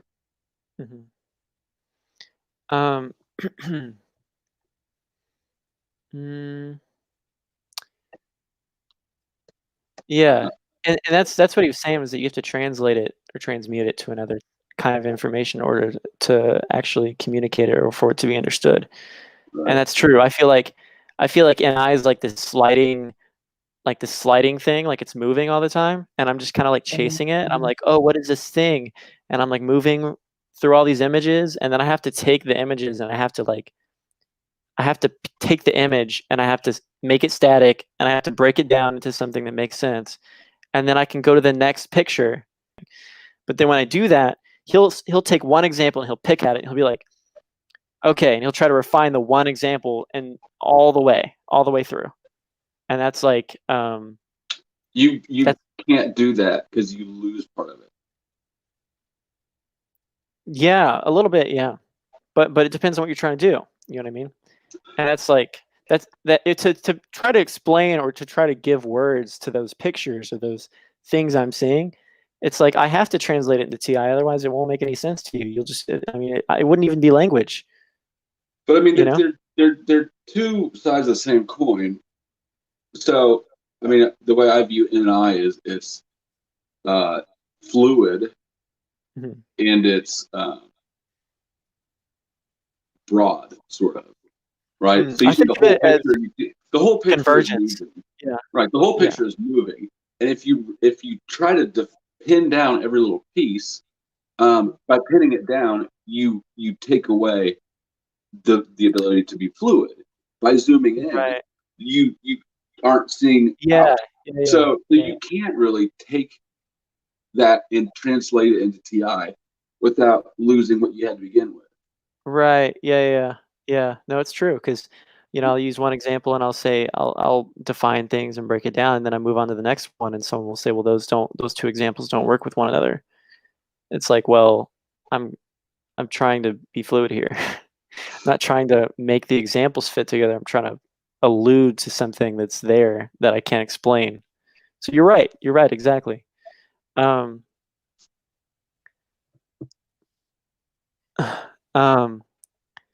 Says he's over there talking about me. Neither judging function Ti or Fi is logically superior to the other. Both are equally constrained by the limits of our humanity. Yeah, and that's another thing. Hold on. I do want to point this out, though, because I think this is a very valid point to make. What do you mean? This is what I was saying earlier, is like, when you say something's true, what criteria are you using to say it's true? Because it could literally just be that you feel that way. But that's not logically equivalent. Is it something that you can know can be true in your external environment? Neither one is more valid. Right, that's what I'm getting at. Yeah, but one is more logically superior. That's just, and just like SE is, SE is more demonstratable than NI. It doesn't mean it's more valid at all, but yeah, you can certainly. Right. No, that's a good clarification, I feel like. Tell me if you disagree with that, Dead Star. John Carlos said, gotta go. Hope that you have fun for the rest of the discussion. Adios. All right, thank you. Appreciate it. Random name. All sensing and logic external, all ethics and intuition internal. I thought so. I just didn't want to say it and not be sure. That's true, yeah. NENI, FI, FE, those are all internal. Whereas TETI, SC, SI are all external. That would make. I guess I haven't heard that, but that makes absolutely great sense. Yeah, and then there's another distinction which I thought was really helpful, which is that the perception elements, or SE, SI, NE, NI, the difference that Socionics makes in those between the judging elements is that they don't use that terminology, but the difference between those two is that the perception ones are not something that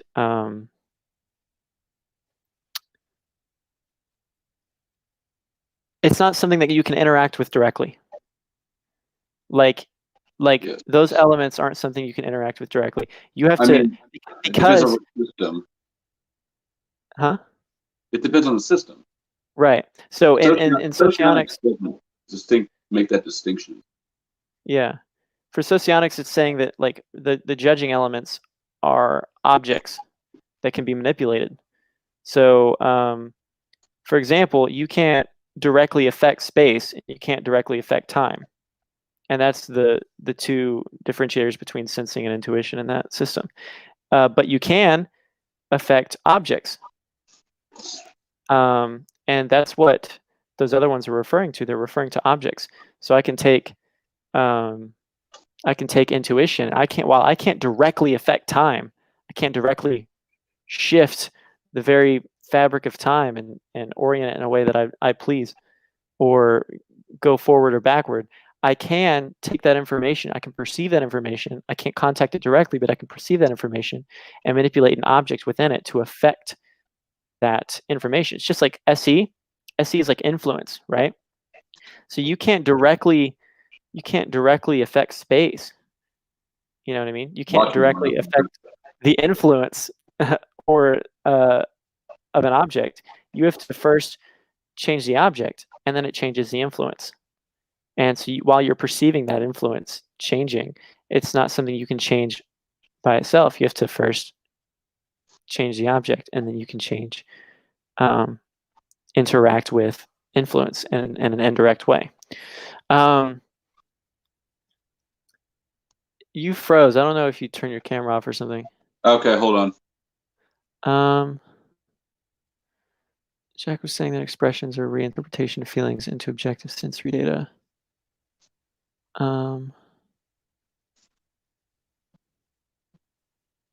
Yeah. Yeah, no, that's a good point. Yeah.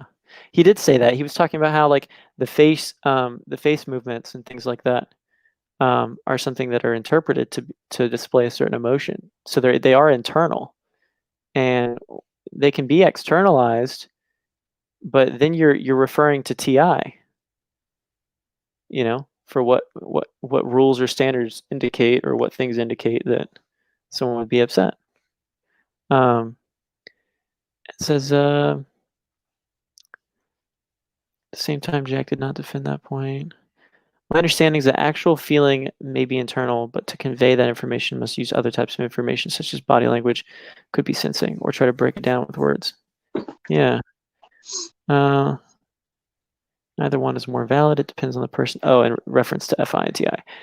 Neither one's more valid. Depends on the person who's receiving the information, which I think that whole point was lost in the debate. I actually think Eric understood that. I just don't think he was applying it in a way that was useful to the debate. Alexandra acted like she was leaving and then creeped here to see if we talked shit. Yeah, she did that twice, I think. I think she popped She'd out and like then popped that. back in. Yeah, in and out. Not really sure. Yeah. I was looking for a yeah, second.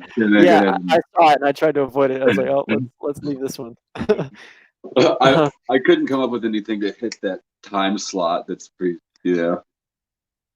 So I left and took a shower. I'm back, bitches. Alrighty. Does anyone have any thoughts or anything they want to add? I'm gonna close this door really quick.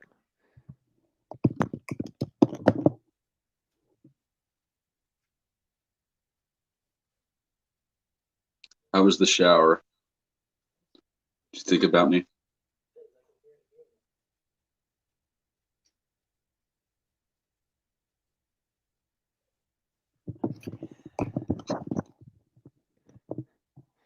Oh man.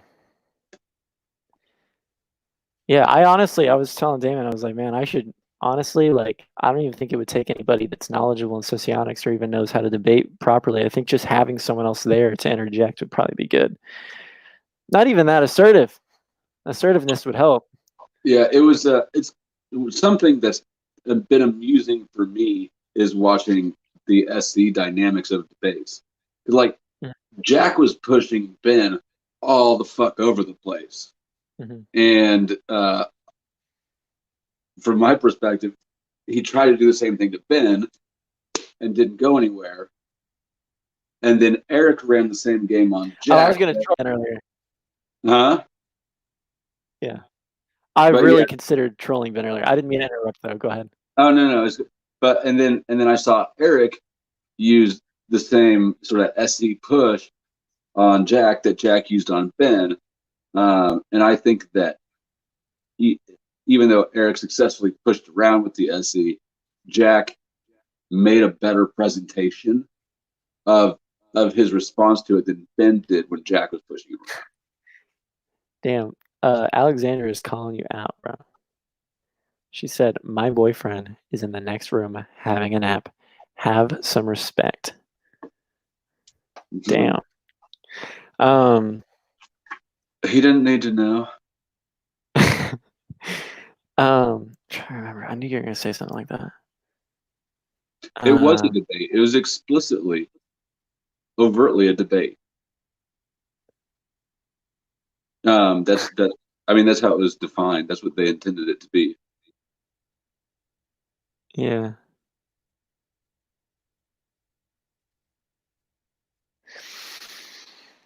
The world TI and FI explore, the worlds that TI and FI explore both present us with infinities. TI gets no closer to answers than FI. They are logically equal. Can you explain what you mean by FI infinity? Okay, but again, you're talking about validity, and they use different metrics. References. Right. Yeah, and TI does use FI uses TE. I don't know how to describe what FE uses really, because I don't use it. But it's not a logical deductive process. So I think they correspond with their opposites, like, or their poles. Like I think it would be fair to say that FI refers to TE as to how it measures that info. Because like that's something I see with FI types a lot, is they refer to the action. It's actually something that bothers me a lot. It's something that Damon hates too. Something we agree with, which is when someone tells you, like,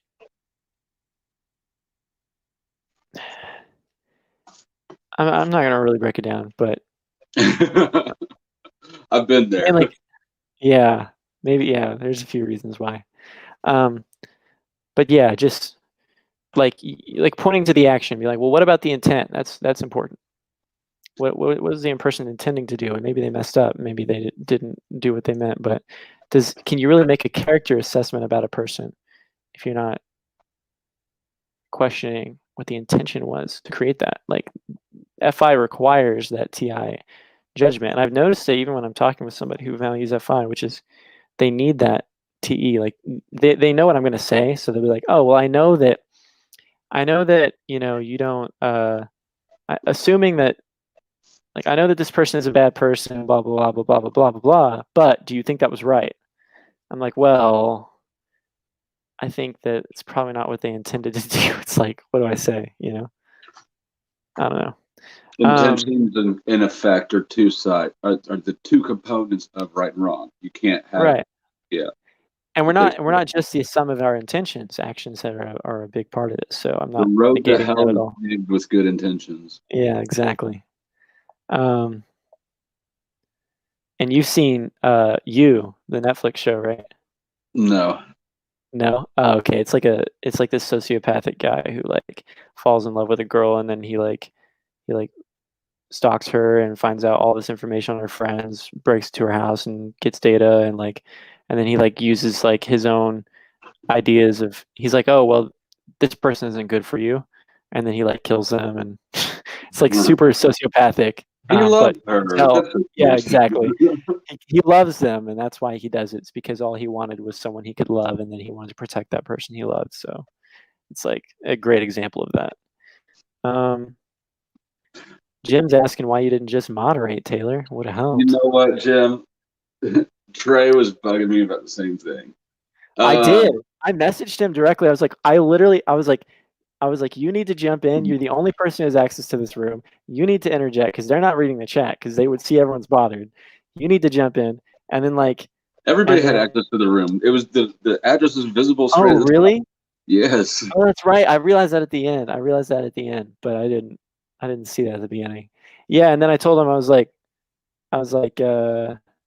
literally everyone in the chat was asking for him. Like, I kid you not, I looked at both chat rooms, like live chats, and both of them were saying like, "Oh my god, like where's Taylor?" Like tagging flow Yeah. state, like come I on, like had the chat closed. I wasn't paying attention to the chat when you messaged me, and so went back and asked both chats. And there was one person who really didn't want me to go, and I don't remember who that was, but everybody else wanted it. So I went in, gave it a shot, but I wasn't going to stay for a couple reasons. One of which is I've dealt with Eric in that mood, and it you need to calm him down.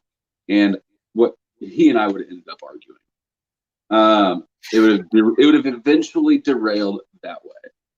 The second one is I'm too much of an individualist to feel valid and just waltzing into somebody else's shit and declaring myself here. And the third is right, I don't want to babysit grown ass men. Oh, and the fourth is I didn't know either one of their what point, what linear logic each one wanted to make. I didn't know their core points, so I didn't know what course to put them back on. So there's a lot of reasons why I didn't stay and moderate. I would moderate in the future, but we'd have to, get it set up beforehand, and I'd want to know which point each side was going to try to make to get to their conclusion, so that when this shit happens, right. I know where to put them back. And you did explain that you wanted to make sure they were okay with it too, right? Oh yeah, for sure. Yeah. Yeah. Yeah, absolutely. Alexandra says in some instances actions are superior to intentions. I'm not going to argue whether or not actions are superior to intentions or in what circumstances they are or not. But what I will say is that don't ever say that the action is all that mattered, because what ends up happening there is that you make a judgment on the person being fundamentally, universally, morally wrong. And that can be a very, very, very dangerous territory. There is such thing as preferable outcomes and unpreferable or non-preferable outcomes. And that's probably a better way to approach it than calling something an abomination to existence or to the universe or whatever, because then you're reaching a territory where you start defining like what things are an abomination, what things aren't, and then that's when you start drawing lines that are pretty dangerous hate lines. I have no problem with defining what is an abomination. But I do think there's something to actions being superior, in that if somebody is acting in a way repeatedly and consistently that is having negative outcomes, if they don't adjust their behavior to adjust the outcome, their intention, it speaks to their intention. Whether it might be denial. Some people will insist that this is what's best for you, and really believe themselves. But if they were really concerned about you, then they would be egoless enough to look at their outcome and reassess that. Right. Yeah. So I think that the actions do have something in that regard that intentions don't. Yeah, I just say never get to the point where you've completely dismissed it. Both need to be taken into consideration. If you ever find yourself in a position where you're dismissing one completely, then you've lost sight of like the way things actually are. I disagree, but I see your point. But personally, I don't agree with that. I think that there's some people that you can just dismiss. But Right. I can't argue it. I'm not going to try to argue it. That's how I do it. Right. I just mean maybe there's some situations where you maybe weigh heavier on actions, but if you completely dismiss intention, like then what essentially what I'm saying is that you're in a way you're saying that they had negative intention, and I think that's a fallacy. Negative intention. It just depends on the angle you're looking at it from. But regardless, if you assume that they have negative intention, then you're creating more harm for yourself or towards the person, something that they don't necessarily deserve.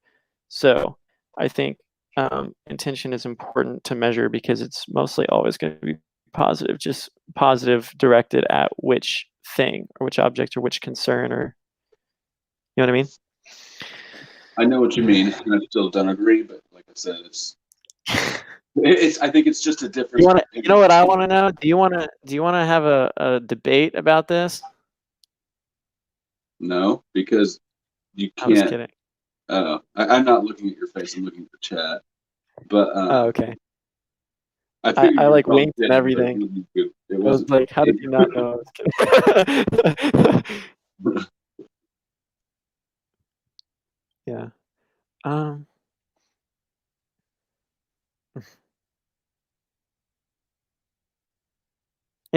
The question is, Alexander, the intention doesn't matter in what regard? If you say, if my boyfriend keeps on and on with the same negative behavior, but he says he has good intention, the intention doesn't really matter. In what regard? Because if you're saying it doesn't, intention is probably a lie.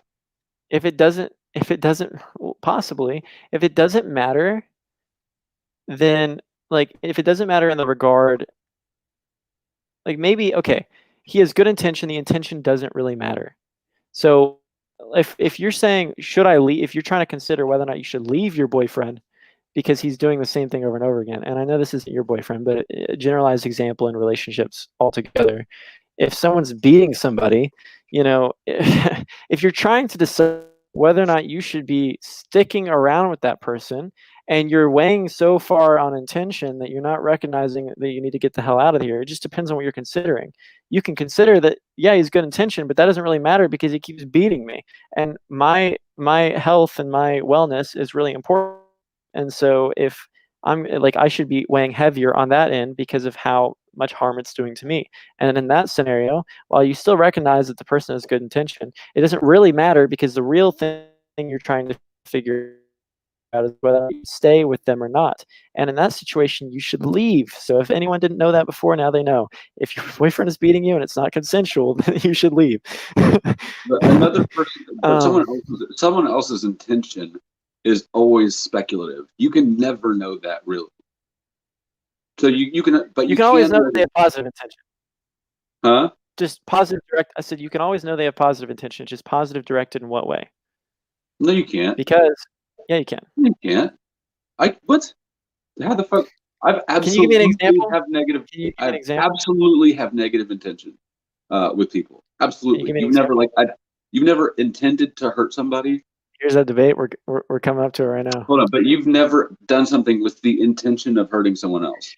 I can't say I have, but even if I did, or if I could remember the times that I did, my point that I said is that it depends on directed at, because while it may not have been a good intention, like I might not have been intending act well by that person, but maybe by my own. Yeah. Okay. Well, I mean, good and bad is certainly depends on your position. So right. Yeah, I would say that. I mean, yeah, for me, it's great if I hurt an enemy, but that doesn't mean that doesn't mean I have good intention. My intention toward that person is still bad. And I think that that's the implied component there, is that when we speak of someone's intention, we're talking about with regards to that action in their object. It's not like, well, this dude shot me and took my money, but his intention is, and then scale out and redirect about how he feels about his mom, you know. Just because there's a good intention in some, you can find an angle and an action to make good. I don't think it's capable. I don't think you're capable of having a situation in which you didn't have a good reason. And what I mean by that is not a good reason like morally, ethically, whatever. I'm just saying, like, you have to have a reason. You have to have some kind of motivation or pull or drive in which you arrive to the decision that you've made. And that was whatever that was your intention. And that but intention, they're not all good and they're not all justified. There's not always a justification. Maybe not justified. It's not about justification though. I was only isolating whether or not they were good intent. Well, so I think that good intent implies that, I mean, you can't have a good intention that's not justified. So hold on, like let's say I mentioned this earlier. Let's say I go about saying that I should be rational, right? Like I'm like, oh, you know what? I'm going to be irrational from now on. I'm not gonna make any sense. I'm gonna be crazy. Anything that's up, I'm gonna treat it as down. Anything that's left, I'm gonna treat it as right. Anything that's hot, I'm gonna treat it as cold. Right? That's a Now, Luciferian on the principle. surface, yeah, something. Yeah, exactly. So, I don't know what that is, but yeah, sure. Let's say, let's say Satan. somebody looks at that and it causes me doing all these messed up things because I'm living by this principle. And so everyone's like, "Well, you've done all these messed up things." The question was, why is it that I decided that I was going to go about doing these things the way I did? And I could say, well, what was the reasoning I had that, or what brought me to the point where I thought it'd be a good idea to to um, to treat everything as their opposite, everything as what they're not, Give me a and thought then and then process that and then lands you. maybe yeah, and then maybe it's because I felt like I had been so oriented towards what was right that I hadn't embraced. Um, I was more yin than yang, for example. I was leaning too far on one side; it was doing damage to my mental health. Embrace the opposite. So So you want while to be bad. huh? You need more bad, so you're going to start. So you're going to Well, do it's not necessarily good. about bad. It's more about Well, right we're talking and like. about good and bad intentions, so we can't. Well, I was just saying an example of irrationality, right? You really have to do mental Irrationality is gymnastics to get hold rid on, of bad hold on. intentions. Irrationality is not wrong, right? In But and of it can itself. be. In and of itself, it's not wrong. It's just another pull I don't from know one that I side to agree the or disagree with that claim. I'm gonna not get on either side of that one. other. Okay. Well, my point is that in the end, you had a reason for thinking that would be good for you. Whether or not it was a good reason, whether or not you had actually weighed that out, whether or not there was a lot of thought behind it, or whether or not you considered different variables, or whether or not you discussed that idea with somebody else and thought, do you think this would be good with my mental health? Or whether or not you consider whether or not your friends would even be a good source of that information. And maybe instead you should go talk Let to a me ask you psychiatrist this: and ask if that would be good for their mental health. It's like you have to take those things into consideration. Is it good to be selfish? So good, yes. Okay. If I shoot you because I want your money, is that good? Do I have good intentions? No, it's not just one or the other. So Wait, say it again, the last part? if I want your wallet, so I shoot you, do I have good intentions? For yourself, yes. Directed towards yourself only. Okay. So I think that the issue that we're having is that you're you're too zoomed out. You're you're speaking on a universal level. You're doing that whole universal thing, Yes, I am. but you There aren't is the a okay, universe. there's But you aren't the common, like, universe, right? I didn't there's common okay, so, like, yes, I'll concede to that. There is common language where I would say I don't have negative intent, or that I did, and that, but I know that deep down I didn't. I just or that fundamentally I didn't, but the truth is that maybe I intended to mess with the person, or maybe I intended to cause harm, or something like that. But maybe I did it for a reason that was good, or good intention, at least, not qualifying what's good or what's not, but just a good intention at the heart. So I'll give you that. Maybe I am being a little too strict on that, and that No, I well, I probably mean, do use you're being too negative loose. You can't make that into a good intention without intent. diluting the definition of good and bad into nothing. You have to kill the definition of good and bad to make me shooting you for your wallet a good thing. Well, yeah, but that's also like, I don't know, it's relative, but I don't want to get into it because All right, next. I'm being too, like, I'm not trying. I realize what you're saying, which is I do use that word. I do use negative intent, not only when I'm trying to disprove it. So it is like linguistically can be used in ways that aren't like legitimate and true to the ultimate reality. But we can be better than Jack and Eric and move on from definitions. Yeah, I think yeah, exactly. Um, There are plenty of drug and alcohol addictions with good. Oh yeah, we're going into good intentions again. Doesn't action show. As an addict, I can tell you that I never went to go score. Uh, and I would never consider my thoughts well intentioned. They were self-serving. So I mean, I guess in the sense that good intention, right? I think in the sense that a good intention is the opposite of a selfish decision. No, drug and alcohol addictions are, well, they're more complicated than that, but they're not good intention.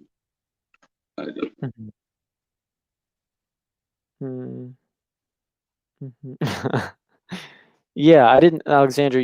I think that was a misunderstanding of the point. I'm not saying that person, man or woman, becomes a. She said, this is funny.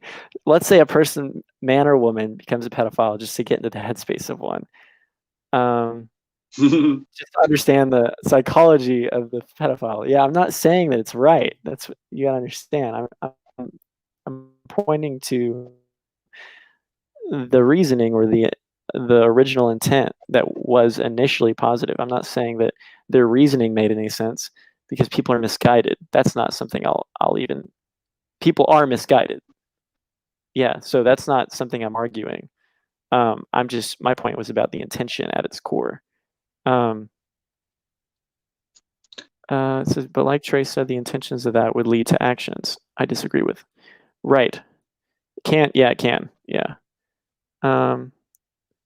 Therefore, I have the ability to say, hey, your actions are all that mean anything to me. I don't care about what your intentions were. Yeah. Well, I agree with Random Name. He said, my opinion is you can't separate action from intention. You know, and that's what I want to point out here, which is that I don't think it's so clear cut. It should just be like, I mean, you have the ability to do whatever you want. If you want to dismiss intention altogether, I just think it's unwise. I wouldn't dismiss it altogether. Yeah, I think you should. I think that it creates problems in the grander scheme of things. Oh wow, we're getting to some deep shit here, like some moral stuff. Should a man who accidentally kills someone be punished to the same extent as someone who intentionally murders someone? Oh, he's asking Alexandra. And that's a good point, because you know, my friend made this point. Damon made this point. You know, people don't get sentenced the same. You know, when one had the intent to do it and one didn't. When it's accidental, it is treated differently. People get longer sentences when it's intentional. And rightfully so, because we need to account for the fact that there are things, a lot of things that are out of our control. We can't control everything in the world. So you're punished conceptually. In theory, you're punished to the degree to which that outcome was in your control. Right. Yeah, there are some things. Yeah, exactly. And that's what Jim's pointing at. I agree with you, Jim. I think it's a solid point. He nailed that down well. Good shit, Jim. Jim, you got any other questions for us, Jim? I'm going to keep saying Jim until it bothers Jim. How big are these tomatoes, and how big is the ninja sword you're stealing you're stabbing your boyfriend with? If someone's not watching live chat, they're probably like, what are you even talking about? They're paying an example in chat. You know that you can you can click those and pop them up so it's a banner across the bottom, the comments that we're answering. Yeah, you're talking about after the video. I mean you. Oh no, you're talking about right now. Yeah, I did that. Yeah. Okay. Yeah, I did that. I have StreamYard's comments, and I should probably remove this one. Jim Webb, I like $5 t-shirts. I mean Venom is kind of cool. He's kind of a cool villain, but I bought it more because I needed work shirts. I need t-shirts I could wear to work, and it was cheap. Wanted t-shirts he didn't care about. I mean, it's yeah. I wouldn't say I particularly like Venom, but he is pretty cool. He's the coolest. He's the coolest Spider-Man villain. That's for sure. Yeah. I thought the movie was kind of disappointing a little bit. It wasn't bad, but it wasn't fantastic. Yeah. Yeah, it wasn't made by Marvel. It wasn't. No, no, it was. I think it was. I think that was Sony. I think Sony took that one. Yeah, but the Spider-Man they did. They did do Marvel. Um, but no, that one was Sony. Yeah. Hmm. All right. Trying to think if there's anything that we should keep going just to relax, or if we should take any questions or any final thoughts. I don't really have any. I guess my only final thought would be if people were dissatisfied with the outcome, which everybody was, but if people actually want to know, if people want a functional debate where you can look at the sides and weigh them, I would not be opposed to doing another one where I moderate.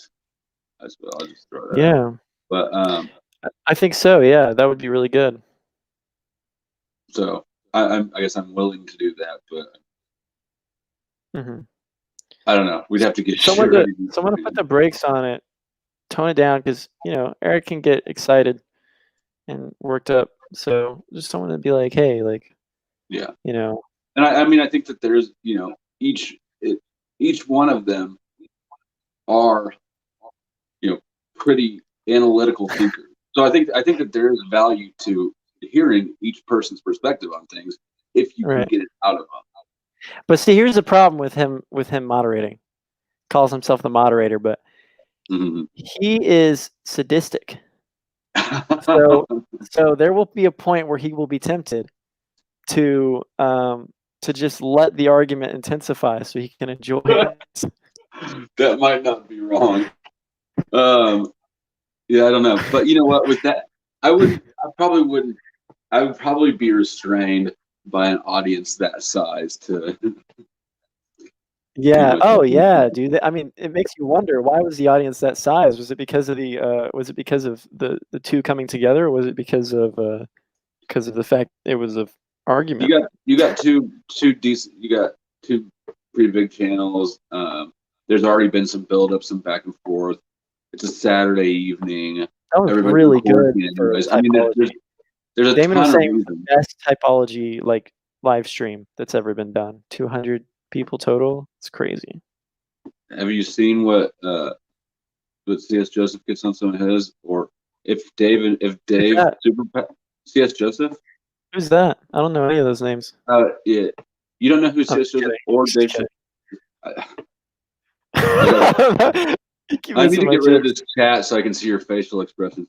Yeah, or you need to get better at fucking with me, because this thing, like, that's too bad of a joke for him to be joking at me. Yeah, no, I have no idea who those people are. If Dave did live streams, does it have a hell of a turnout, I think. Oh yeah. Yeah, he does. Yeah, that makes sense. Actually, LJ's had some pretty big ones. Alexandra, I think we actually consolidated our points. I don't think they consolidated theirs. Now, Taylor didn't really flesh out his view on this, but Alexander, for everyone watching, Alexander said that I just did what Jack did with the debate earlier. And while it wasn't supposed to be a debate, this is between intention and action.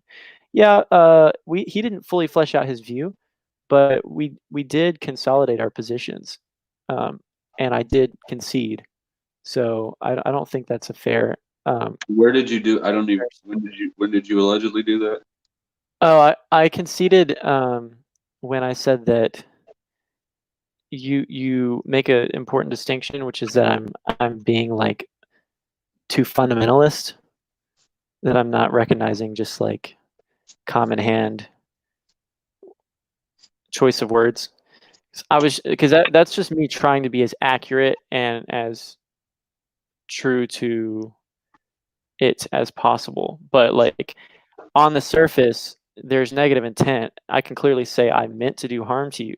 Now, whether or not you search and ask what the good intention was behind that is different. But yes, I can say that was negative intent on the surface, and it makes sense. And herein lies one of the biggest flaws of trying to debate things like this in general is that to if you start getting that precise with definitions and things like that, you can't make a picture with a million little dots. You can't reconstruct them that way. It just, at some point, you lose the communication ability of words. You lose things. Just like I lost the words to explain what the fuck I was thinking. Yeah, that was a great demonstration of your point. Earlier, I noticed earlier, Alexandra, that you told Jim. Jim said, so then intentions should be taken into account to some extent, and you said no, because there is no intention behind tripping and falling. Okay, but regardless, when you're in court and you did have intentions. Your intentions were to get across the garden. What you did was trip and fall. Now, the thing is, you say there's no intention behind tripping and falling, but what if we apply that to the murder example, where I accidentally killed the person? It doesn't matter, whether or not. I mean, there is no intention behind that. We need to validate this. I accidentally. Point. Yeah. Like Alexandra, that's not a reasonable position. You can't say that if I punched you in the face, you would not be any madder than if I threw a baseball and it accidentally hit your face. Intention does matter. I don't think that we should defend that point that far back. Like, that's not on us. You're just being negative. Alexander, you said flow state is not sadistic. He seems pretty fair. By the way, his name's Taylor. But yes, he is sadistic, and I say that because I know him. And if you knew him, you would agree. I appreciate you standing up for me, though. I don't like it when Trey does mean things about me. Yeah, because that's what I'm doing. Not just being honest. He agreed. He said that would probably definitely happen. I like to fuck with people sometimes. Yeah. Yeah, it wasn't, Alexander. We did get off topic, but that's fine. It wasn't supposed to be super strict. Thoughts on duality? Is it real? We didn't set this up as a debate about a topic. I'm going to close pretty soon. Jim said, thoughts on duality? Is it real? Reality exists when you create it. Or sorry, duality exists when you create it. And in that sense, it is a real phenomenon, and it's not any less than ultimate, like, indivisible reality.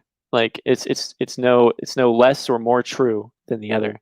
So they both have their place, and they're both really significant. If you want to act as an individual, you have to actually recognize that there is a duality in order to come up with a decision-making process. And that's, as an agent, duality is important. Go ahead, sorry. My perspective on duality is, I don't know what Trey's saying, but it is real. It is real. It's not a rule. Right. I mean, it's not a mandatory. So yeah, duality is real in that it's the inclination to sync up and see things in that way.